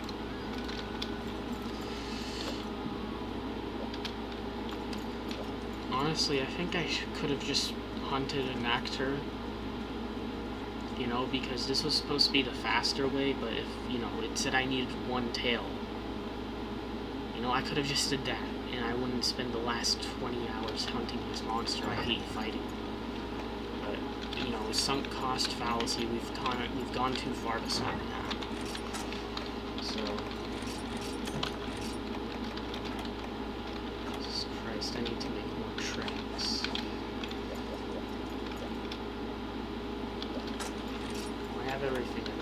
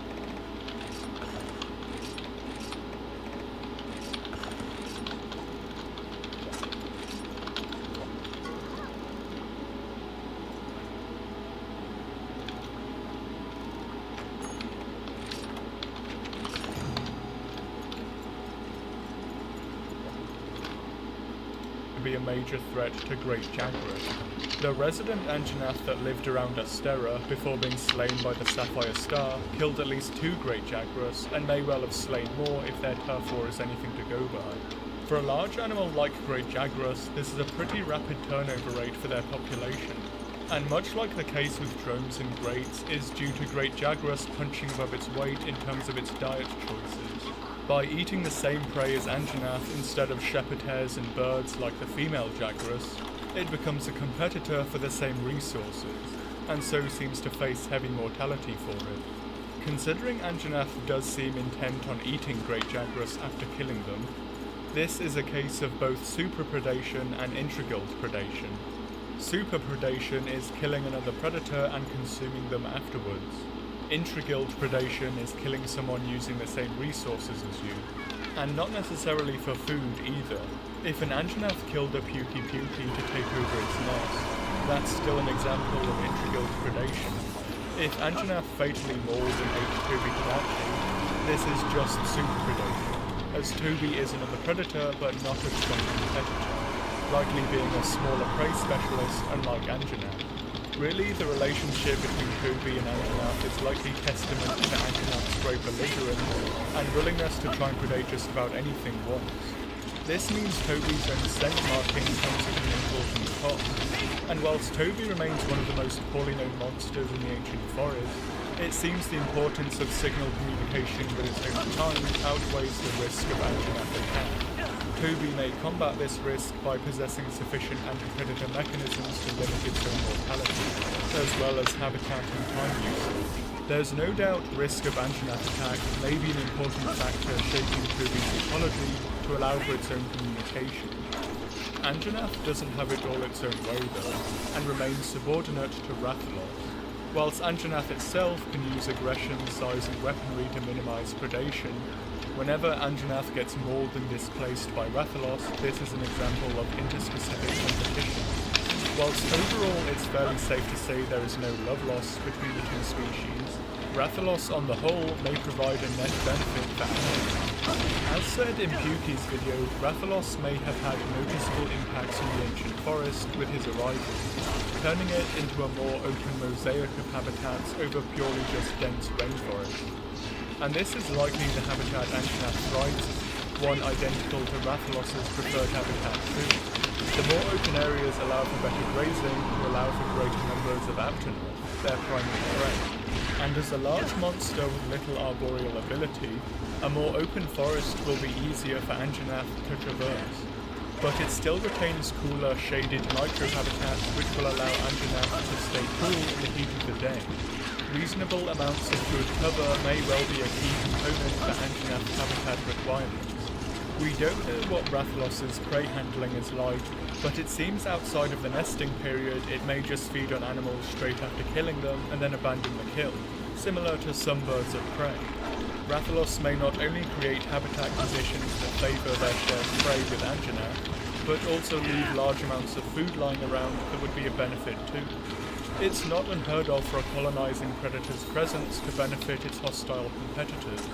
When wolves were reintroduced into Yellowstone, their kills provided a regular source of nutrition for bears, often subsidising them in years when other food was in poor quantity. Rathalos's habit of not returning to its kills may have had a similar effect, and partially subsidised Anjanath. The impact predators can have on ecosystems aren't always direct, and often it's more like a case of dominoes with one thing affecting another. Rathalos's arrival in the ancient forest, likely improving it for Anjanath, probably made it worse for the smaller monsters he dominates in turn, and may well have caused cascades it could take the guild decades to fully understand. In the Wildspire, it can be possible Anjanath get their own back on Rathalos with occasional predation on their chicks. The nests Rathian make in caves often result in the build-up of old kills brought back for the chicks, and the odour this would produce would no doubt lure Anjanath in. Whilst a Rathian may well be able to repel an Anjanath from the nest, she also can't guard it forever. She'll have to go out and hunt at some point. Perhaps Anjanath replaces Seregios in the New World as the frequent nest raider of single Rathian. When not fighting everyone else, Anjanath probably takes time out of their busy schedule to fight each other as well. This is likely what the exaggerated tusk-like teeth on the mandible are for. Recent fossil evidence in adult tyrannosaurs suggests intra-specific combat revolved around wrestling with the jaws. Numerous skulls show lesions in the bone itself, scars from what are believed to be wounds inflicted by the teeth of an opponent, and most typically on the mandible or maxilla. It's believed tyrannosaurs would attempt to grab their opponent's head or lower jaw in combat and inflict bloody wounds in the process. For Anjanath it may be this behaviour but turned up to 11. The large tusk-like teeth can be both used to inflict deeper wounds and make their grabs harder to get out of as well, possibly having the potential of doing damage just being sprung at their opponent too. Their presence on the lower jaw is likely to reduce damage to the potentially fragile sinuses, as whilst intraspecific combat can sometimes result in killing your opponent, escalating it to this level also brings a much greater risk to yourself too. Having maxillary tusks may well just be too costly for both sides of the conflict. The mandibular tusks may also serve to potentially reduce conflict as well. They could serve as honest indicators of Anjanath age and virility. There's no point fighting someone you're going to lose against, and it's less costly for them to just threaten you into submission with their weaponry too. It's unknown if changes occur in the breeding season, if they become sheathed in keratin or other ornaments that could serve as handicaps for the fittest individuals. But either way, they remain one of Anjanath's signature weapons, and allow it to live up to its title of the fierce jaw wyvern. The other main form of attack is of course Anjanath's energy weapon, fire in normal individuals and electricity in Fulgor. Being already so well armed, it's a little odd Anjanath has extra weapons layered on top of it. They also have little use in prey handling, as Anjanath is confirmed to prefer its meat raw, and Anjanath typically don't use their energy weapons against other monsters. Neither type can also use their energy weapons straight away. It has to be charged up for want of a better word. So maybe their energy weapons are also extensions of intraspecific combat too. For two Fulgur Anjanath in a struggle locking onto each other's jaws, a powerful electric current would stun their opponent and no doubt bring the fight to an end with a clear winner. This may prevent a physical struggle escalating into a fatality at least some of the time. The reason Anjanath can't instantly just fly at each other with fire and thunder may be something of an evolutionary proxy to prevent mortality too. Like having tusks on the maxilla, both opponents starting with energy weapons fully charged could just be too costly for both sides. Like a lot of intra-specific combat, Anjanath fights may be somewhat ritualized, with numerous steps in any struggle, and several before a conflict even gets physical. With loud roars and extending sails, there may be a lot of display to settle a fight before one breaks out properly. Then if it does, it's usually settled with the jaws before energy weapons are used. Stunning or burning your opponent may be the final step, that if not the decider, results in a fight to the death. It may also be possible in certain circumstances Anjanath may use it for hunting. The World Book describes Anjanath as using fire to flush out or corner prey.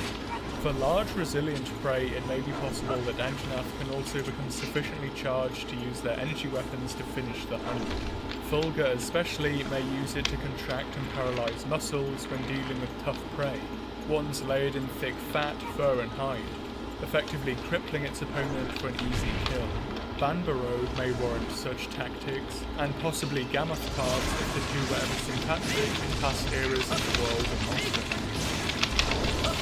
So to sum up my thoughts on the monster, he's my favourite Grewald. His snotty, snarling personality and his Tyrannosaur design, he's just loaded with character, and whilst I've seen some complaint about his design being too basic, I really disagree. Between the enlarged mandibular teeth, the frills and the sinuses, I feel he's perfected the Monster Hunter balance of believable madness, and of course his rolling world. It varies, but a lot of people found him a wall, and I feel he's almost the Disc 1 main boss, to steal a term from PV Throws. The way he harries the Sapphire Star and the 5th Fleet around Astera, him beating the snot out of the rest of the Ancient Forest before him, and the difficulty of taking him down the first time, it's all just a fantastic build-up, with the payoff of both the satisfaction of slaying him and the realisation there's far more powerful monsters to come with Rathalos denouncing him in their turf war. As a caveat on Anjanath and the Wraths, mainly as it comes up a lot, I think Rathalos does beat Anjanath through aerial superiority. Outside of Edgelord Mary Sue monsters, we see that in all of Rathalos' turf wars he dominates from the sky, and only gets his comeuppance when he lands. And so it fits that he uses an aerial strike to dominate Anjanath. I do think a grounded Rathalos would face a dangerous opponent in Anjanath, but I also don't think Rathalos would stay grounded for the fight. So with this, I feel it was a real missed opportunity that Rathian and Anjanath never had a turf war ending in a draw. And no, Rise's copy and pasted garbage doesn't count as draw. As I suggested in their video, it may be possible Rathian has greater mass, and possibly even more physical strength than her mate.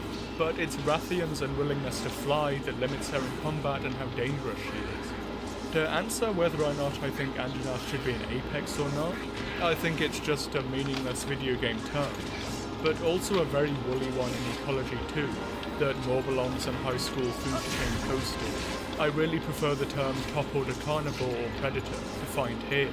Your competitive ability and role as a predator aren't directly tied. Anjanath may be dominated by Rathalos, but probably not by Rathian, which is still the same species. It's still a top-order carnivore in the Ancient Forest, just as Rathalos is too. I also don't think Capcom helped with this debate, as between Anjanath and its subspecies, Capcom really seemed to have no idea how strong they want it to be, and Rise just did what Rise does and makes it even worse, with Diablos soundly trouncing Anjanath in its intro and then only drawing with it in a turf war. To begin the occasional feature of this channel in using the debrief to talk about the wider aspect. Okay, that does it.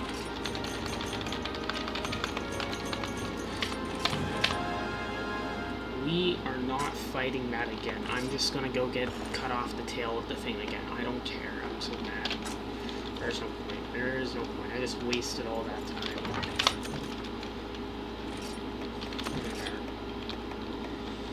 There.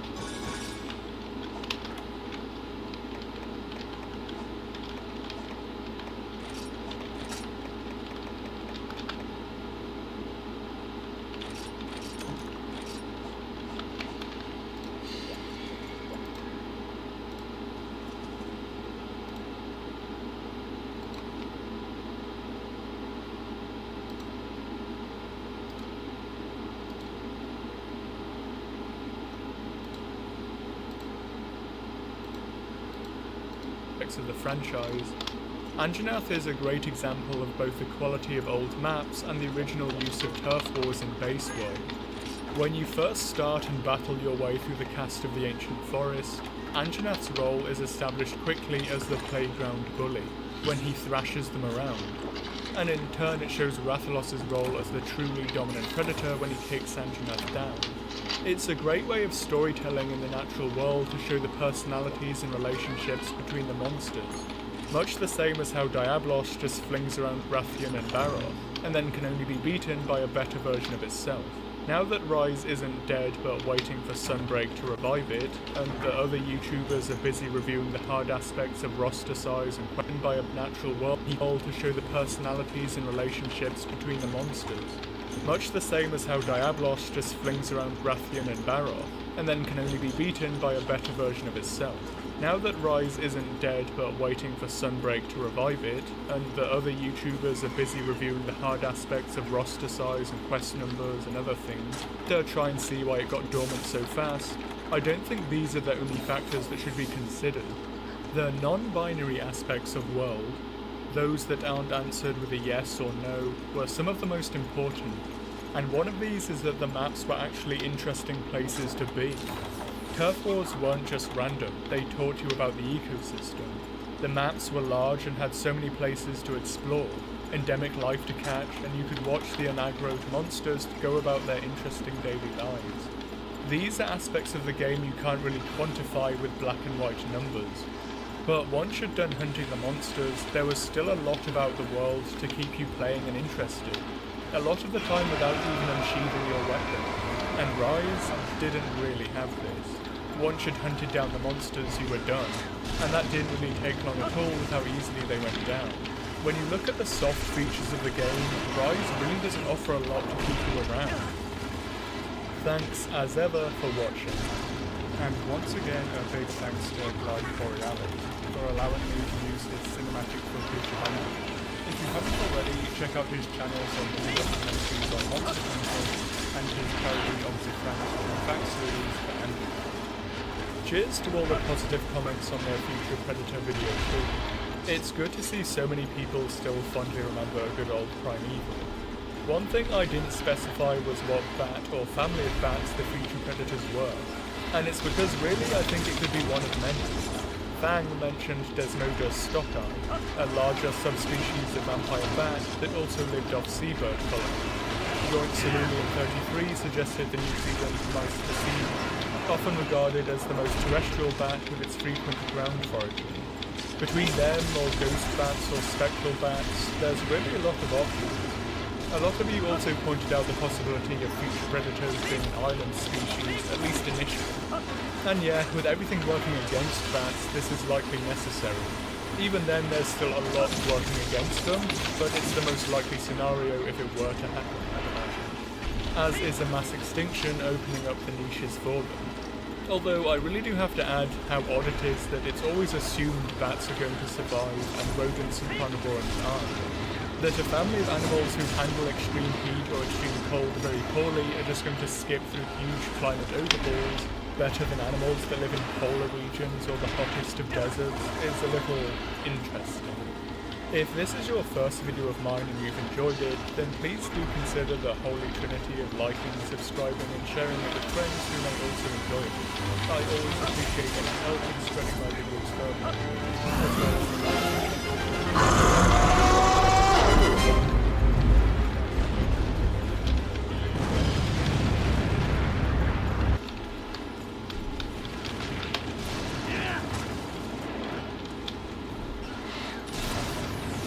The creatures of Monster Hunter don't exist in a vacuum.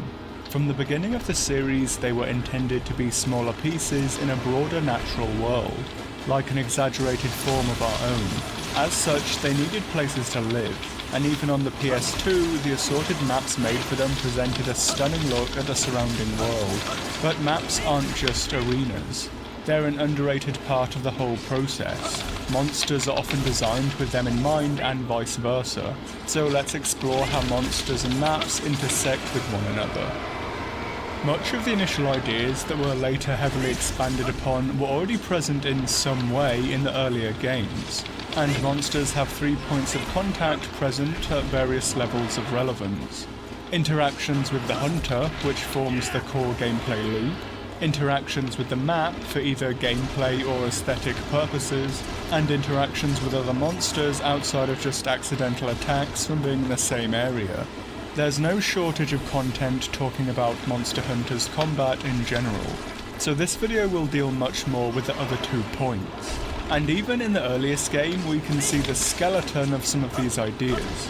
The drones, Velocidrone, Gendrome and Iodrome, would summon smaller raptors to assist them in dealing with the hunter, which is a rudimentary form of monster interaction, as the canonical social bonds of the species are used to change the hunt. It's very basic and monster-monster interactions wouldn't get much more developed until later, but it's an early start in things. But it's clear some monsters and environments were created in tandem with one another. And whilst this also becomes more prevalent in later games, Khezu and the Bloss Wyverns start off as fairly strong examples of this. Khezu's fight doesn't have to involve the ceiling. In fact, if you're not a feckless coward and use a melee weapon as God intended, then you can't even damage him on there. But he can still use it to stalk the player, either leaping onto them or dripping acidic saliva. It's a big advantage specifically for the monster over the hunter. In the dark caves with no music but heavy ambience and the Khezu's laboured shuffling, it all results in environmental interaction creating an atmospheric fight. Khezu was given caves in both the swamp and jungle where it could be fought, and these also facilitated its attacks, with wet floors to better conduct electricity as per the initial ideas in the concept art. This was dropped as early as 2nd gen, and now Khezu just sort of goes wherever. But it's clear it initially had a lot of focus with where it lived influencing its fight. Similarly, the Bloss Wyverns presented one of the bigger challenges of the game, being large and powerful monsters with no flight capabilities but burrowing instead. Their use of the ground is a fairly obvious example of such an interaction, and has become so normalised, both in terms of the Bloss Wyverns specifically, but also having a few other burrowing monsters, that it doesn't feel relevant. But in the all-Wyvern roster, it was a successful way of separating the Blosses from others. There was also ledging, where an environmental interaction benefited the hunter due to the monster's nature and morphology, and this provided some balance to the powerful desert tyrants that provided a solid challenge. And like Khezu, both of these traits have stuck with the Bloss Wyverns since their conception, as has their habitat fidelity. They're one of the few monsters to have remained in their initial biome. Monster Hunter DOS did as good sequels should, and expand on what was good. As such, it brought in more monsters, maps and weapons, and no longer used the right analog stick for combat. With this collection of new monsters, it brought some expansions of earlier themes. The 2 primates, Blangonga and Congalala, probably present the most significant embellishments. Congalala has effectively a rudimentary version of the stamina mechanic that would come later. At points in the fight, it sniffs out and consumes mushrooms in its jungle or swamp home. These give it either fire, poison, sleep or stun, which obviously makes the hunt more dangerous. But the hunter can still spin this to their advantage. 1. Congalala will eat other food, and so baited meat can be set out for it too.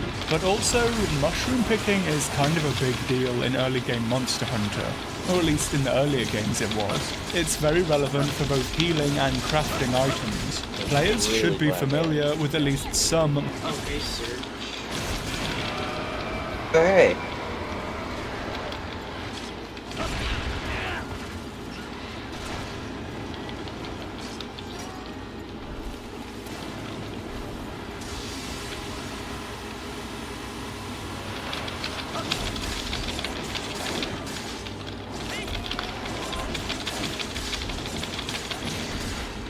Jesus.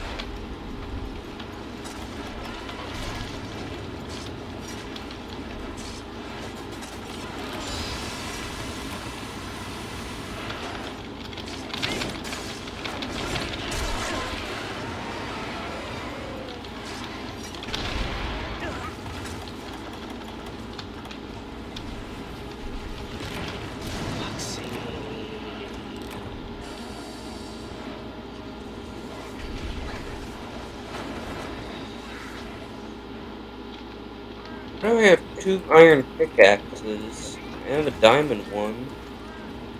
Well, that's not hard to get.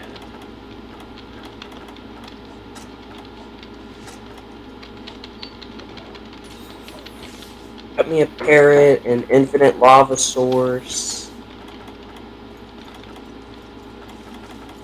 I also wish I could sleep at night, but furnaces would do their thing.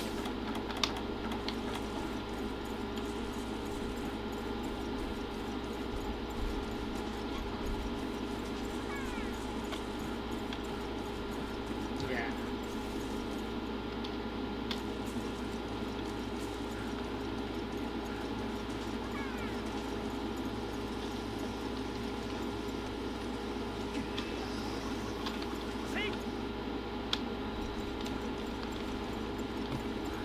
I can host this world in multiplayer if you wish to join me one day.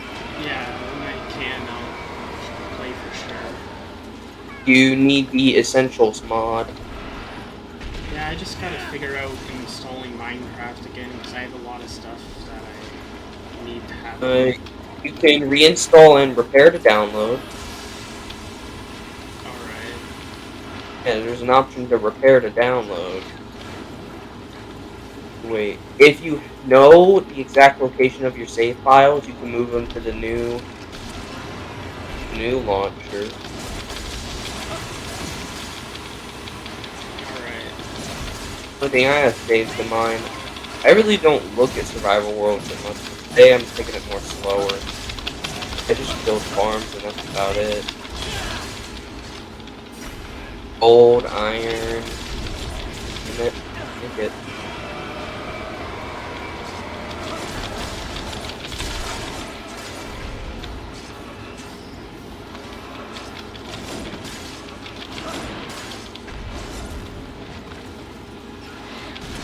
I might actually make a Fiverr post saying that I'll build any Minecraft, the most Minecraft farms in the world. Do it. I know how to build from scratch.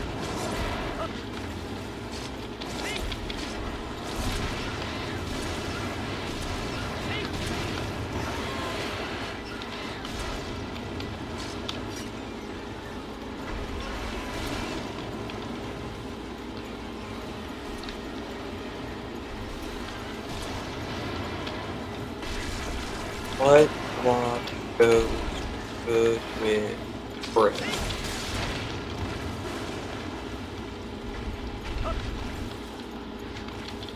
Birch, quartz. I don't know. I think course.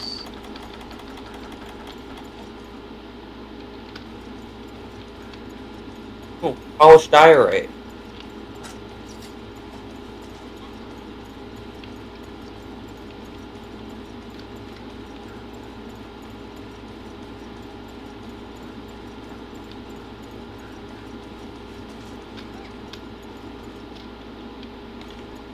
Oh, did it actually go back to its home to heal?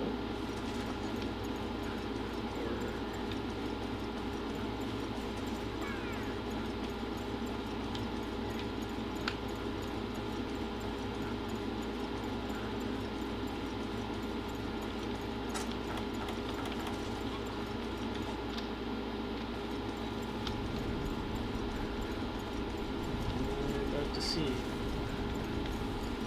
Fingers crossed that it's sleeping.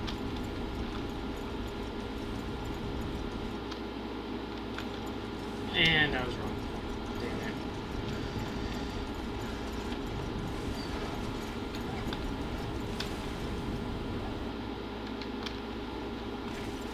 Oh, you're back here. Now I can do redstone, but I can't do house stuff. Oh, I see. This is quite an actually good mud brick house.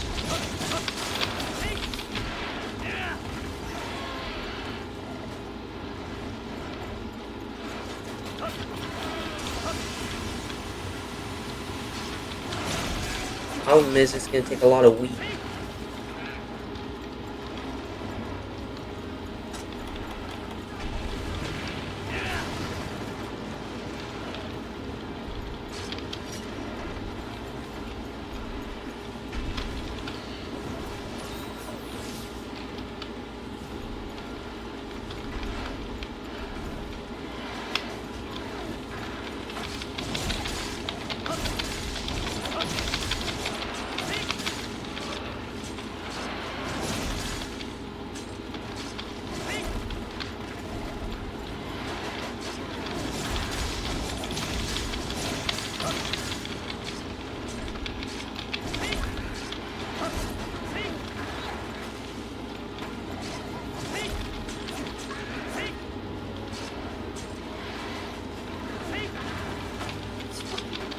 stone.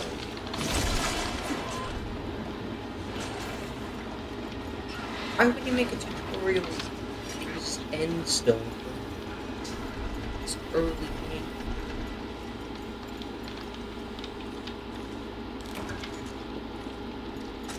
I don't know.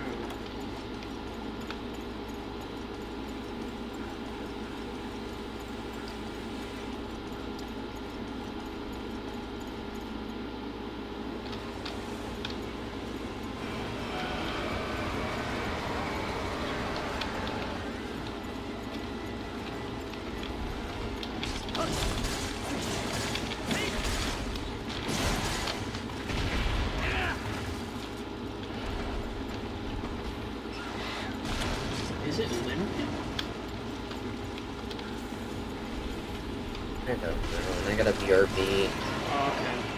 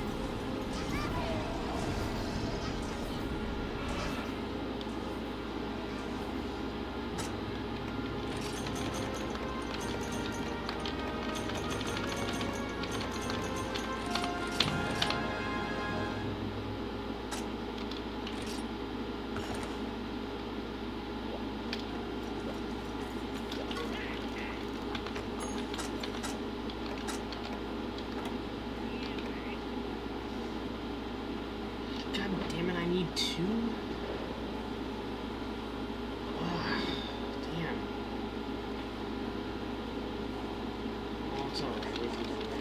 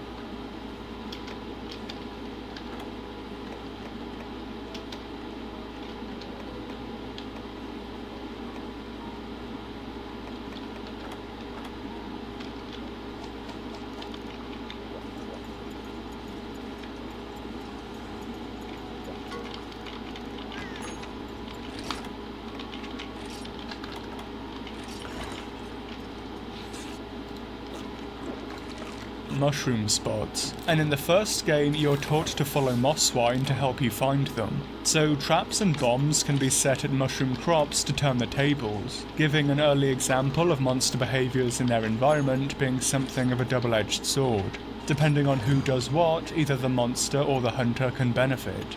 Blangonga, on the other hand, has a secondary addition to monster interactions, in that unlike the drones, it can actually lose command of its troop. If its teeth are broken with a fire weapon, it can no longer summon Blangos to its aid. Whilst the old drone calls could be interrupted, Blangonga's breakable parts can mean it out and out loses its authority in its own social unit. As a small step up to this, 2nd Gen also introduced something of an anomaly in low-rank Elder Dragons. In Freedom 2 and Unite, they could just be fought alongside Rathalos and Diablos as normal, only getting their loftier high-rank status later in the series. Elders stick out considerably compared to the other monsters, and whilst they've still retained the grounded focus, DOS's flagship Kushala Daora was shown to engage in standard biological behaviours like feeding and molting. Their broad map ranges and bigger focus on specific attack gimmicks gave them less connection with their environments. So it's not much of a surprise one of the most focused games in this regard had no regular low-level elders. Monster Hunter Tri.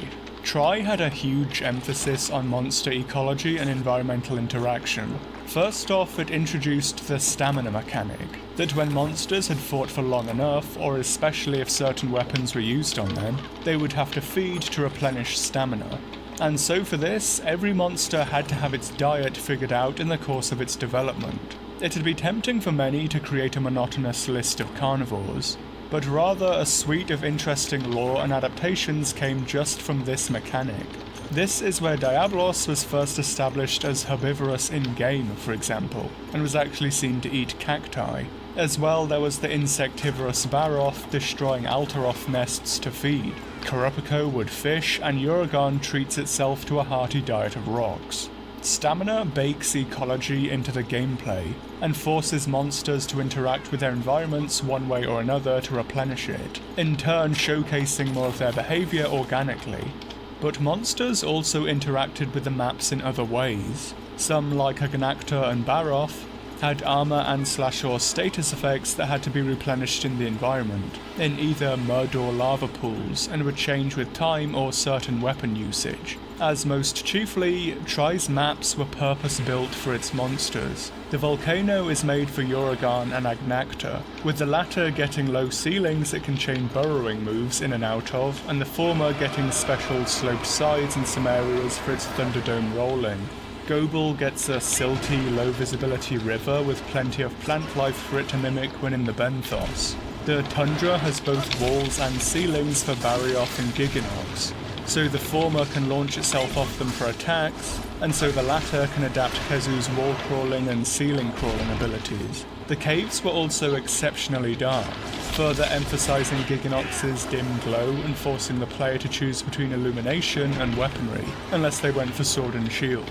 The sandy plains, whilst being part desert, is really better described as an arid savanna map, and Baroth gets its mud wallow to roll and replenish in, and Altaroth nests to destroy. Whilst the sandy desert areas were made to facilitate Diablos, it also gets some rock formations it can destroy for aesthetics too. But some of the main cast aren't quite included in all of this, and some of the main monsters explore other aspects of gameplay in interesting ways. The starter monsters have no real environmental interaction, and as starter monsters, that's fine. They're literally there to just teach you how to give and take hits, how your weapon works, and how you use traps and bombs. Kurapiko is a significant advancement on monster-monster interactions, in that rather than calling its underlings of the same species, Kurapiko can call any species of large monster present, and then potentially buff them too. The player is rewarded for paying attention, as its body language shows whether it's summoning a large or small monster, as well as learning the calls of the individual monsters themselves. Kurapiko's breakable parts can also prevent this trait too. Outside of the stamina mechanic, Kurapiko doesn't get much environmental interaction, presumably as it was intended to play a large role in the free hunt mechanic of the Moga Woods, to keep things unpredictable. Finally, Deviljho is the first true invader of the series as an expansion of monster interactions with the player. Whilst earlier games could have non-target large monsters present, the unstable environment mechanic meant anything could show up, and Deviljho could appear in any map if unstable in high rank, whereupon it would pursue the player especially, so it understandably lacked much bespoke environmental interaction, so it could be slotted into this role and its key purpose of adding a memorable air of natural tension and unpredictability to high rank. Tri had a lot of issues that make it pretty understandable as to why it didn't sell that well, but it also significantly upped the ante on monster ecology, and had an incredibly characterful and memorable roster that make it still beloved to this day, warts and all. But Tri wasn't the only game in 3rd gen. Portable 3rd and 3 Ultimate brought with them several new monsters, like the Bear Trio, Nibelsnarf, Duramboros, Zinogre and Brachydios. This is where an early divide began with both the portable team's lessened focus on ecology, as well as those of the main game expansions. Many newcomers don't get as much to do as the Tri originals, but it could be worth noting Zinogre does stand out somewhat among the other monsters, in that the Misty Peaks is effectively his map. Despite having it near tailor-made for him, he gets no unique animations or environmental interactions with it. You could fight him anywhere really and it'd be the same. 4th gen's biggest changes were verticality and mounting, and understandably the maps changed heavily to support this, being covered in ledges and walls and slopes to give the player a near constant ability to mount the monster. In some later games this would become even more prevalent, and generally marked a mild shift from Tri into changing the maps to support the hunter as much as the monsters too. For returning monsters, some were adapted fairly seamlessly for this change like Kezu, but a lot of monsters needed work handling this new terrain. It seems Tigrex was used as something of a model organism in this regard per Fujioka's comments in the Iceborne book, and may well explain its prevalence in the early beta footage. New monsters like Tetsukabra and Zamtrios may have been given their pronounced froggy hops to help them deal with the maps as well. And like World, 4 and 4U are Leviathan-free games. From the known issues with Lagiacrus in World, it does seem some monsters just couldn't gel with the sloping, ledged maps. Monsters do still get environmental interactions, but it's more focused on them generating something from the environment rather than them utilizing something already there in the map. Tetsukabra and Yankutku are both examples of this, pulling boulders and Khonshu out of the ground respectively. Like a lot of 4 and 4U, it's something of a halfway point between Tri and later portable entries. Environmental interaction, but one with any habitat specificity removed, that the monsters can do anywhere. Some stick out though, like Nursilla and Quetzalcoatl. These early game monsters much more fit the older way, with more bespoke environments made for them.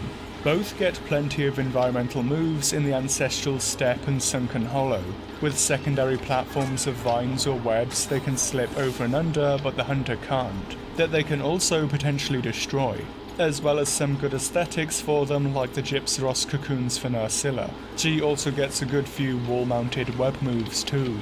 On this note too, 4U also has perhaps the best pre-5th gen monster-monster interaction in Seltas Queen and her drones. Seltas already has a strong start as a great starter monster, but unlike others actually reclaims relevance by having an important and cinematic role in his queen's fight, serving to either replenish her stamina, assist in mobility, or be used as a disposable attack. It's an incredibly successful partnership from a gameplay perspective, and makes for an overall excellent fight. The main flagship and story-driving monsters of the game have little environmental involvement, but it's understandable why. In a similar way to Deviljho, and perhaps evolving the Invader trait to create the best story of the games, Gorr does little in the maps themselves because he's meant to be fought across multiple ones, as its path crosses that of the hunters in the game's story. Its repeated appearance throughout the narrative and gameplay generally give it the strongest connection to the hunter of any flagship.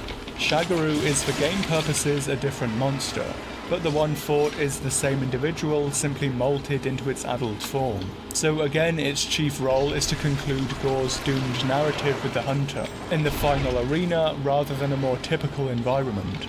Seregios also have little environmental interaction, But then that's also sort of the point. They have nothing to do in the maps because it's not their home. They're a lost, displaced flock appearing where they shouldn't be after they were driven out by the frenzied individual. So they fulfill the role of the invader in this game much like Deviljho, but uniquely as a one-time role in the overall games based purely on the story. 5th Gen obviously presented a huge shift in things with Monster Hunter World, with newly opened maps and further evolution of environmental behaviours. Now they no longer had to have purely practical uses. Monsters could just be monsters acting out their daily lives for the fun of it. Part of this likely comes from the loss of the CG shorts known as Monster Ecology or Life videos, having them replaced by monsters acting out such behaviours in-game. This was something of a gamble, with a lot of animations for something that didn't actually have a utilitarian payoff in the gameplay.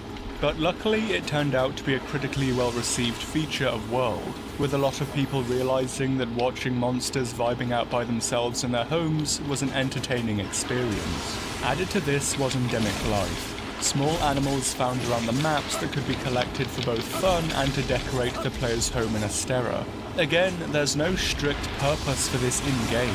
It's purely for fun, and to further embellish the maps and encourage their exploration. So obviously, giving the monsters a ton of such behaviours paid off. But what's the nitty-gritty behind the maps and their relationships to the monsters themselves? Well, World wasn't just a random grab bag of monsters, but rather a finely crafted experience with who went where and why.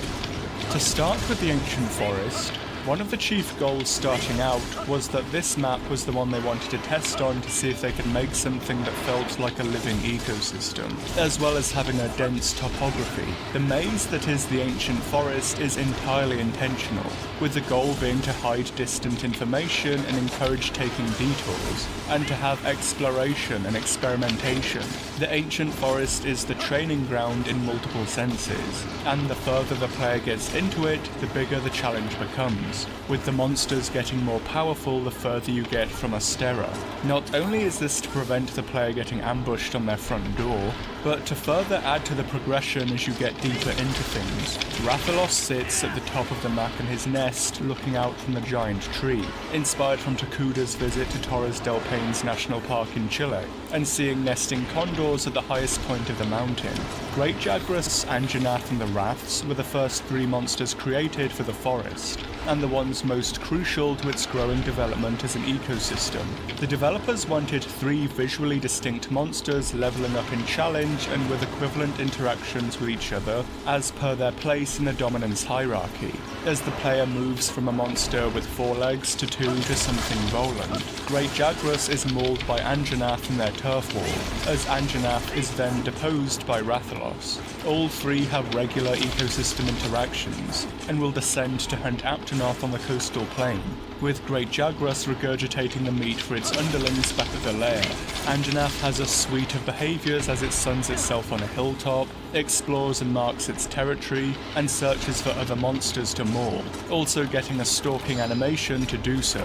Other monsters like Tobi Kadachi and Puki Puki were added later. Puki was to teach the player about the environment, as it used it itself, eating nuts and berries to change its fight in the hope the player would get similar ideas with exploitable items. Tobi was to change up the tempo with a swift, early thunder monster, but was also made to utilise the treetops in a way other monsters hadn't done so in the forest so far. When all were combined, it made for a rich and distinct starting point to things that would set the tone for the rest of the maps. The Wildspire Waste was designed as the exact opposite of the Ancient Forest, with plentiful open environments to refresh the player after a maze of humid, lush vegetation. But with that said, the Wildspire has a layered history. Not originally conceived as the desert map, the Wildspire was more meant to be an open marsh with the anthills in them, and was to be the original home of Lagiacrus. As this failed to work, and Lagiacrus was presumably shifted to the Ancient Forest not long before he was booted out of the game, the swamp was drained and dried and became the desert map, with a small parcel of forest to show its close proximity to the Ancient Forest and Astera. With this in place, the Wildspire differentiates itself from the forest by changing its monster implementation too. Rather than the clear chain of power seen in the ancient forest, the Wildspire is almost like a prototype version of the Three Lords. Baroth, Duratodus and Rathian were meant to represent the desert, marsh and forest respectively, three squabbling claimants to the Apex role trying to wrestle control from one another, Baroth and Duratodus especially for control of the marsh. With Lagargrus gone, Duratodus was now styled as the new Lord of the Marsh, and he and Baroth were made to play off each other. As well as their turf war, Baroth's bulldozing can remove Duratodus's mud piles it creates. Baroth already had a strong environmental background, but was restored to true glory in World. After getting a single little sad mud puddle shoehorned in for its lackluster spin in Generations Ultimate, part of the Wildspire was created with Baroth in mind from the beginning, with the desire for it to both demonstrate how to handle charging monsters, and for a monster that utilises the environment to enrich its fight. As such, the marsh is partially his, with it leaving to feed on the Wildspires by destroying them. With Baroth planned for the Wildspire before it became a lot less swampy, it could even be speculated Lagargrus' animation killing Anjanath could have initially been for Baroth too. Luckily he dodged that bullet, only to stray into the path of another one in Diablos. Diablos represents itself as another success story. With a reasonably solid foundation with its simple fight and strong environmental use already, Diablos is best realised in Base World. Brought in as the new Apex with the draining of the swamp, it stands above the squabbling wannabes, thrashing Baroth and Rathian respectively with only Duratodus avoiding its ire in the muddy marsh. As well as still being legible, it can now destroy the Wildspires too, but chiefly it's the sole cause of the Fissure environmental trap, something not even Elders can achieve in the Dunes. A trap that can only be caused by a single monster ties it heavily to the environment, as well as showcasing its power. And in the final phase of its fight, Diablos also gets the Sand Curtain ambush in its nest for a final interactive spin on an old move. Overall, with its ability to damage both other monsters and the environment around it, Diablos has never been better realised as the giant wrecking ball of the desert it is, and showcases how old monsters can be reinvigorated with meticulous environmental detail. The Coral Highlands were made to be a vertical surprise for players after the Forest and Wildspire. Neither a jungle maze nor an open desert, but a series of coral towers, with the theme of the ocean but on land. The area is constantly blasted by powerful updrafts, intense gusts of wind that affect the player too, and these are the secret to success in the Coral Highlands. How well a monster utilises the wind is everything. It's no surprise then that flightless Sitsuyaku is slumming it on the ground floor getting harassed by Shamos, the weak small monsters for the area that only it really has to contest as a fellow ground dweller. Palumu is a balloon. It's capable of normal flight, but it can also save energy and just float instead, purely using buoyancy and updrafts to stay airborne. Useful, but floating is the most basic form of flying. It's hard to control altitude and direction when you're just buoyant, so it's no surprise Legiana is the true ruler of the area. Not only an extremely swift and skilled flyer, Legiana's wing membranes, unique among flying wyverns, allow it to loiter on the wind whilst still maintaining supreme control in a way even other flying wyverns can't, as was the intent with Legiana's design, being made to look like an animal that has mastery of the wind, with the membranes being based on the aerons of plane wings, allowing it to hover in place with the updrafts. It's all made clear in the turf war with Palumu. All this is then made clear in the turf war with Palumu, when Legiana washes Palumu around with air currents, dominating and bewildering it before it even brings the hypertrophied talons to bear on the helpless balloon Palumu. The coral itself also plays an important role, and perhaps the focal point of the map is the giant coral stand. Almost functioning like a single waterhole in the savannah, this is where life congregates. The Murnos and Palumu feed on the coral eggs, and then Legiana and Sitsi arrive to feed on them. Whilst such interactions can occur at other points in the map too, the reliability of such events in this area make it an ideal spot to start hunting for either the player or the monsters. The Coral Highlands and the Rotten Vale were tied from the beginning, with the two feeding one another as dead organisms like marine snow fell into the Vale to continually enrich it with biomass. And the Vale adopted similar themes to the ancient forest, in that it gets continuously less hospitable as the player descends into it, but taken to a greater extent with the actual map itself. The Vale goes from simply appearing hellish to outright damaging the player if they step into the wrong areas, with the acidic water and the miasma of effluvium as the player approaches Valhazak's lair. The acid was also intentional, as this map is meant to invoke the idea of being in a giant stomach, with the fallen biomass getting more and more digested and broken down the deeper you go. The brood of unruly tapeworms that form its guild of monsters too literally absorb the digested nutrients for their fights, Val sucking down the effluvium in the final stage of digestion, whereas Radovan has to replenish its bones in the upper layers as the hunter chops them away. Radovan itself is almost like a giant hairball or owl pellet, clad in indigestible matter and waiting near the esophagus to be hacked up. The effect of the effluvium on other monsters too is noticeable, with Murnos and Gyros being far more hostile to the player under the influence of effluvium. The Vale is also unique in that it actually has the first truly resident elder, and like the other more nomadic ones, Val is as well adapted, sedentary and localized to the Vale as any other animal there, being very derived in these habits when compared to the other elders. Rather than being a mega super ecosystem destroyer, Val instead tends to the miasma and keeps everything in balance, really giving it a positive impact. Val's elder gimmick is tied closely to its environment and can't be transported elsewhere, and whilst this ultimately winds up making it the easiest of the world quad, it also winds up making it one of the most unique elders in the category. The rest of the Vale is also structured nicely for the progression through it too. The starting monster Great Gyros maintains some relevance with its paralysis. Whilst it doesn't get a turf war with Odogaron, the near inevitability of it appearing in Odogaron's fight is a nice show don't tell to give the player a hint on how to take down Odogaron if they're struggling later. Odogaron itself strengthens in the Vale. By powering itself up by eating meat, it can effectively start chewing the scenery to boost itself, and also gets a great environmental behaviour stashing a Legiana corpse. Odogaron also acts as the bridge between the two maps, getting into numerous scrapes with monsters in both places, and giving the first Elder normal monster turf war. It also shows the unique adaptations to the Highlands monsters, as it bulldozes over most of them, their abilities rendered useless against it, and it only later meets its match in Legiana. Finally, we come to the Elder's Recess. It'd be wrong to say the ball was dropped here for various reasons, but it can't be denied the Recess doesn't stand anywhere near as strong as the earlier maps. Whilst it's probably the best volcano map in the franchise, that's much like being voted sexiest contender in a Blobfish lookalike contest, in that it's something of a hollow victory. The giant crystals are nice, as is the columnar basalt area, and it's worth noting that it did originally start very differently. The initial idea for the Recess was of a much more hellish and barren area, with giant elders and monsters of equivalent strength roaming around against an apocalyptic red sky.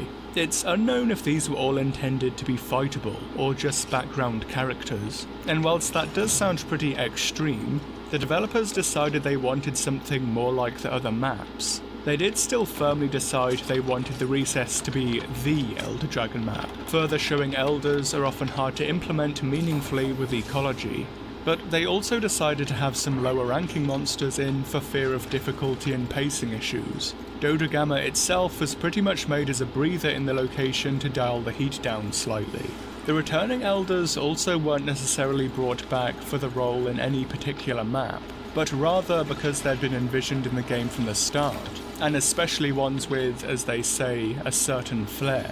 Poor Chameleos apparently just lacks the appropriate amounts of razzle-dazzle. Lunastra was added partly just to bring her back, but also to put a new spin on Turf Wars, and to create an incredibly bombastic attack impossible on old hardware. But with that said, their influence did result in which monsters got picked for the recess especially. The inclusion of a lava zone for Teostra made Lavasioth a natural choice. Uragaan originally wasn't intended for World, and was picked for a number of reasons that can also provide an insight into how some monsters do get picked to return for games. Takuda wanted Radoban to be similar to a spinning firewheel yokai, but also realised he initially had something similar in Uragaan already, so the idea came to include Uragaan, and make them both part of the same clear family. This was combined with the fact that they wanted a monster that moved through the bulk of the map, and was a sleep monster of the appropriate rank. Thus Uragaan made the cut. And for environmental behaviours, it's still worth noting the map isn't a complete washout. Dodogama still eats the crystals for its attacks, and Uragaan gets something of a restoration too. After his flop in Generations Ultimate with no rollable walls in the volcano, and no way to really damage the hunter in the more elevated areas of the maps, Uragaan finally gets his rollable walls back, and feels significantly better for it. From a map and ecology and interaction view, it's worth noting this isn't just a recess problem, it's more of a volcano problem. As typically the last area unlocked in the game, volcanoes tend not to bother with the lower rank and file that can build a cohesive map, and so wind up feeling like a top-heavy grab bag of random powerful monsters, because a lot of the time that's exactly what they are. The choice is to either visit the volcano early and fully flesh it out, so far an unused tactic, do the usual method which the recess did, or the method sometimes used in the earlier titles, of stuffing it with monsters that have questionable relevance there. Time will tell if 6 solves this issue, or if we wind up with more of the same in this regard. With the next big release, Monster Hunter Rise, the developers continued World's trend of open, unsegmented maps. And it'd be wrong to say Rise's maps also aren't detailed, entertaining areas, with endemic life to chase and exploration to do, but it would feel wrong to call them ecosystems, as Rise's biggest thing is that its maps are completely devoted to the player in a way that other games aren't. There are broad chunks of the map that only the player can visit, and the player can travel through essentially any part of the map, as well as having tremendous mobility buffs like running on walls and slingshotting themselves across the terrain. Whilst some of the endemic life remains just that, life there for the player to find and in this case photograph as collectibles, a lot of it is now also weaponized. Much of it is no longer there just as living things to embellish a living area, but is instead Alright, here's the frickin' sword. Yay.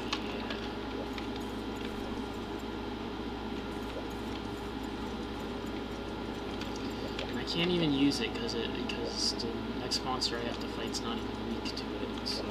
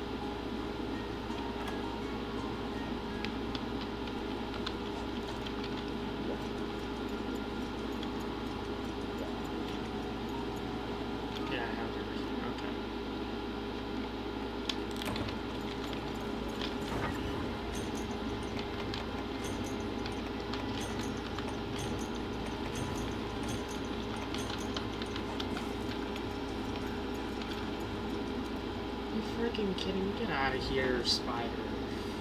Freaking hell.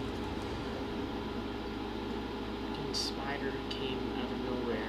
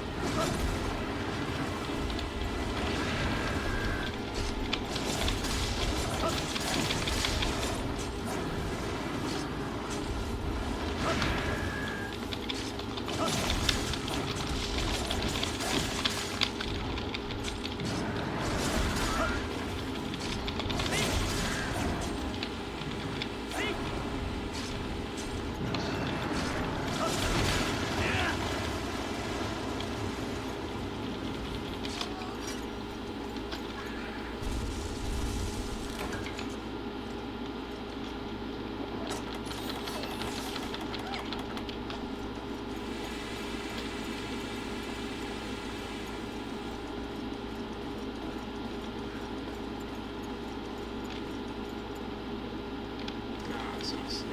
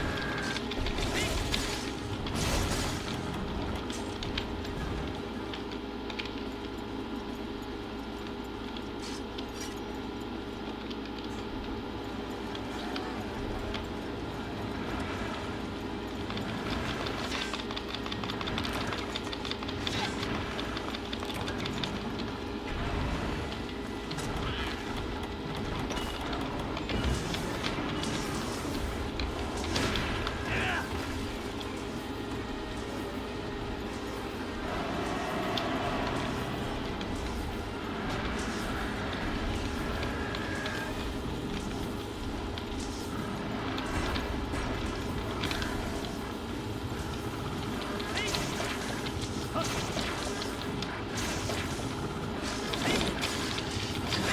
damn it.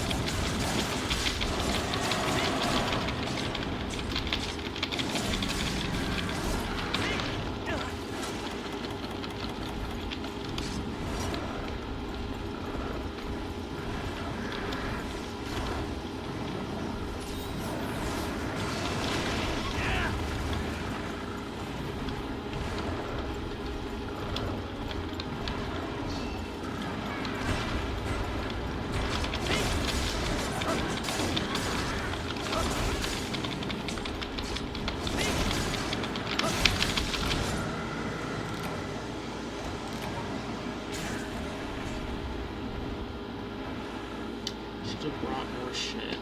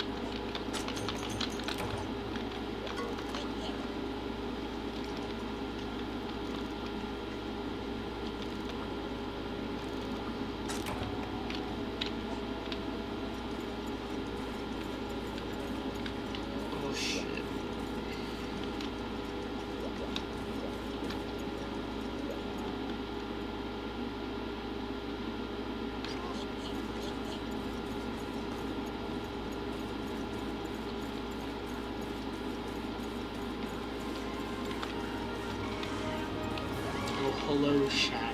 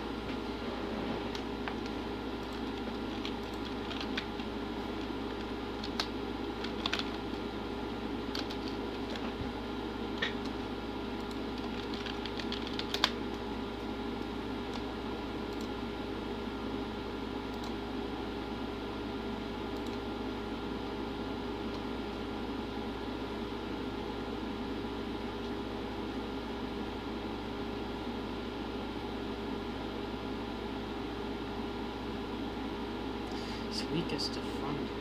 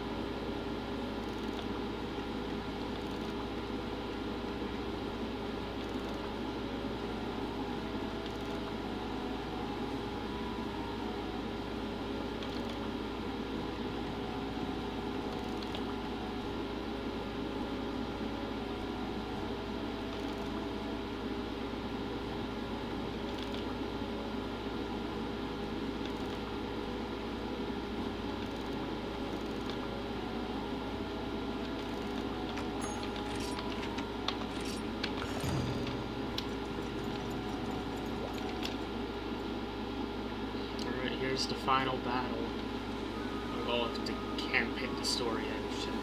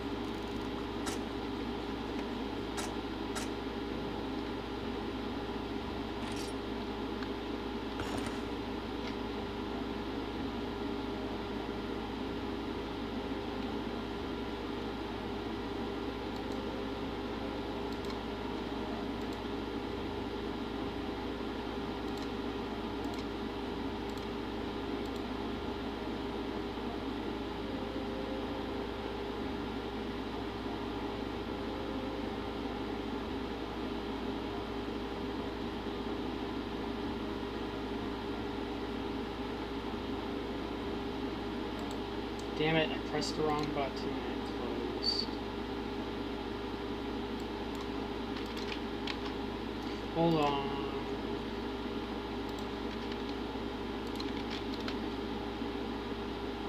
I just gotta reopen it.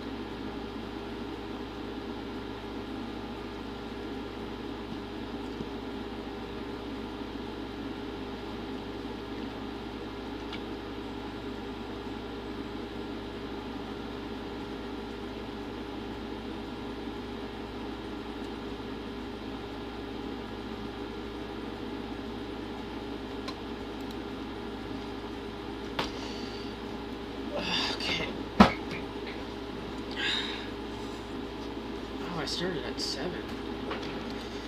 How long has it been? Oh, 5 hours. Okay.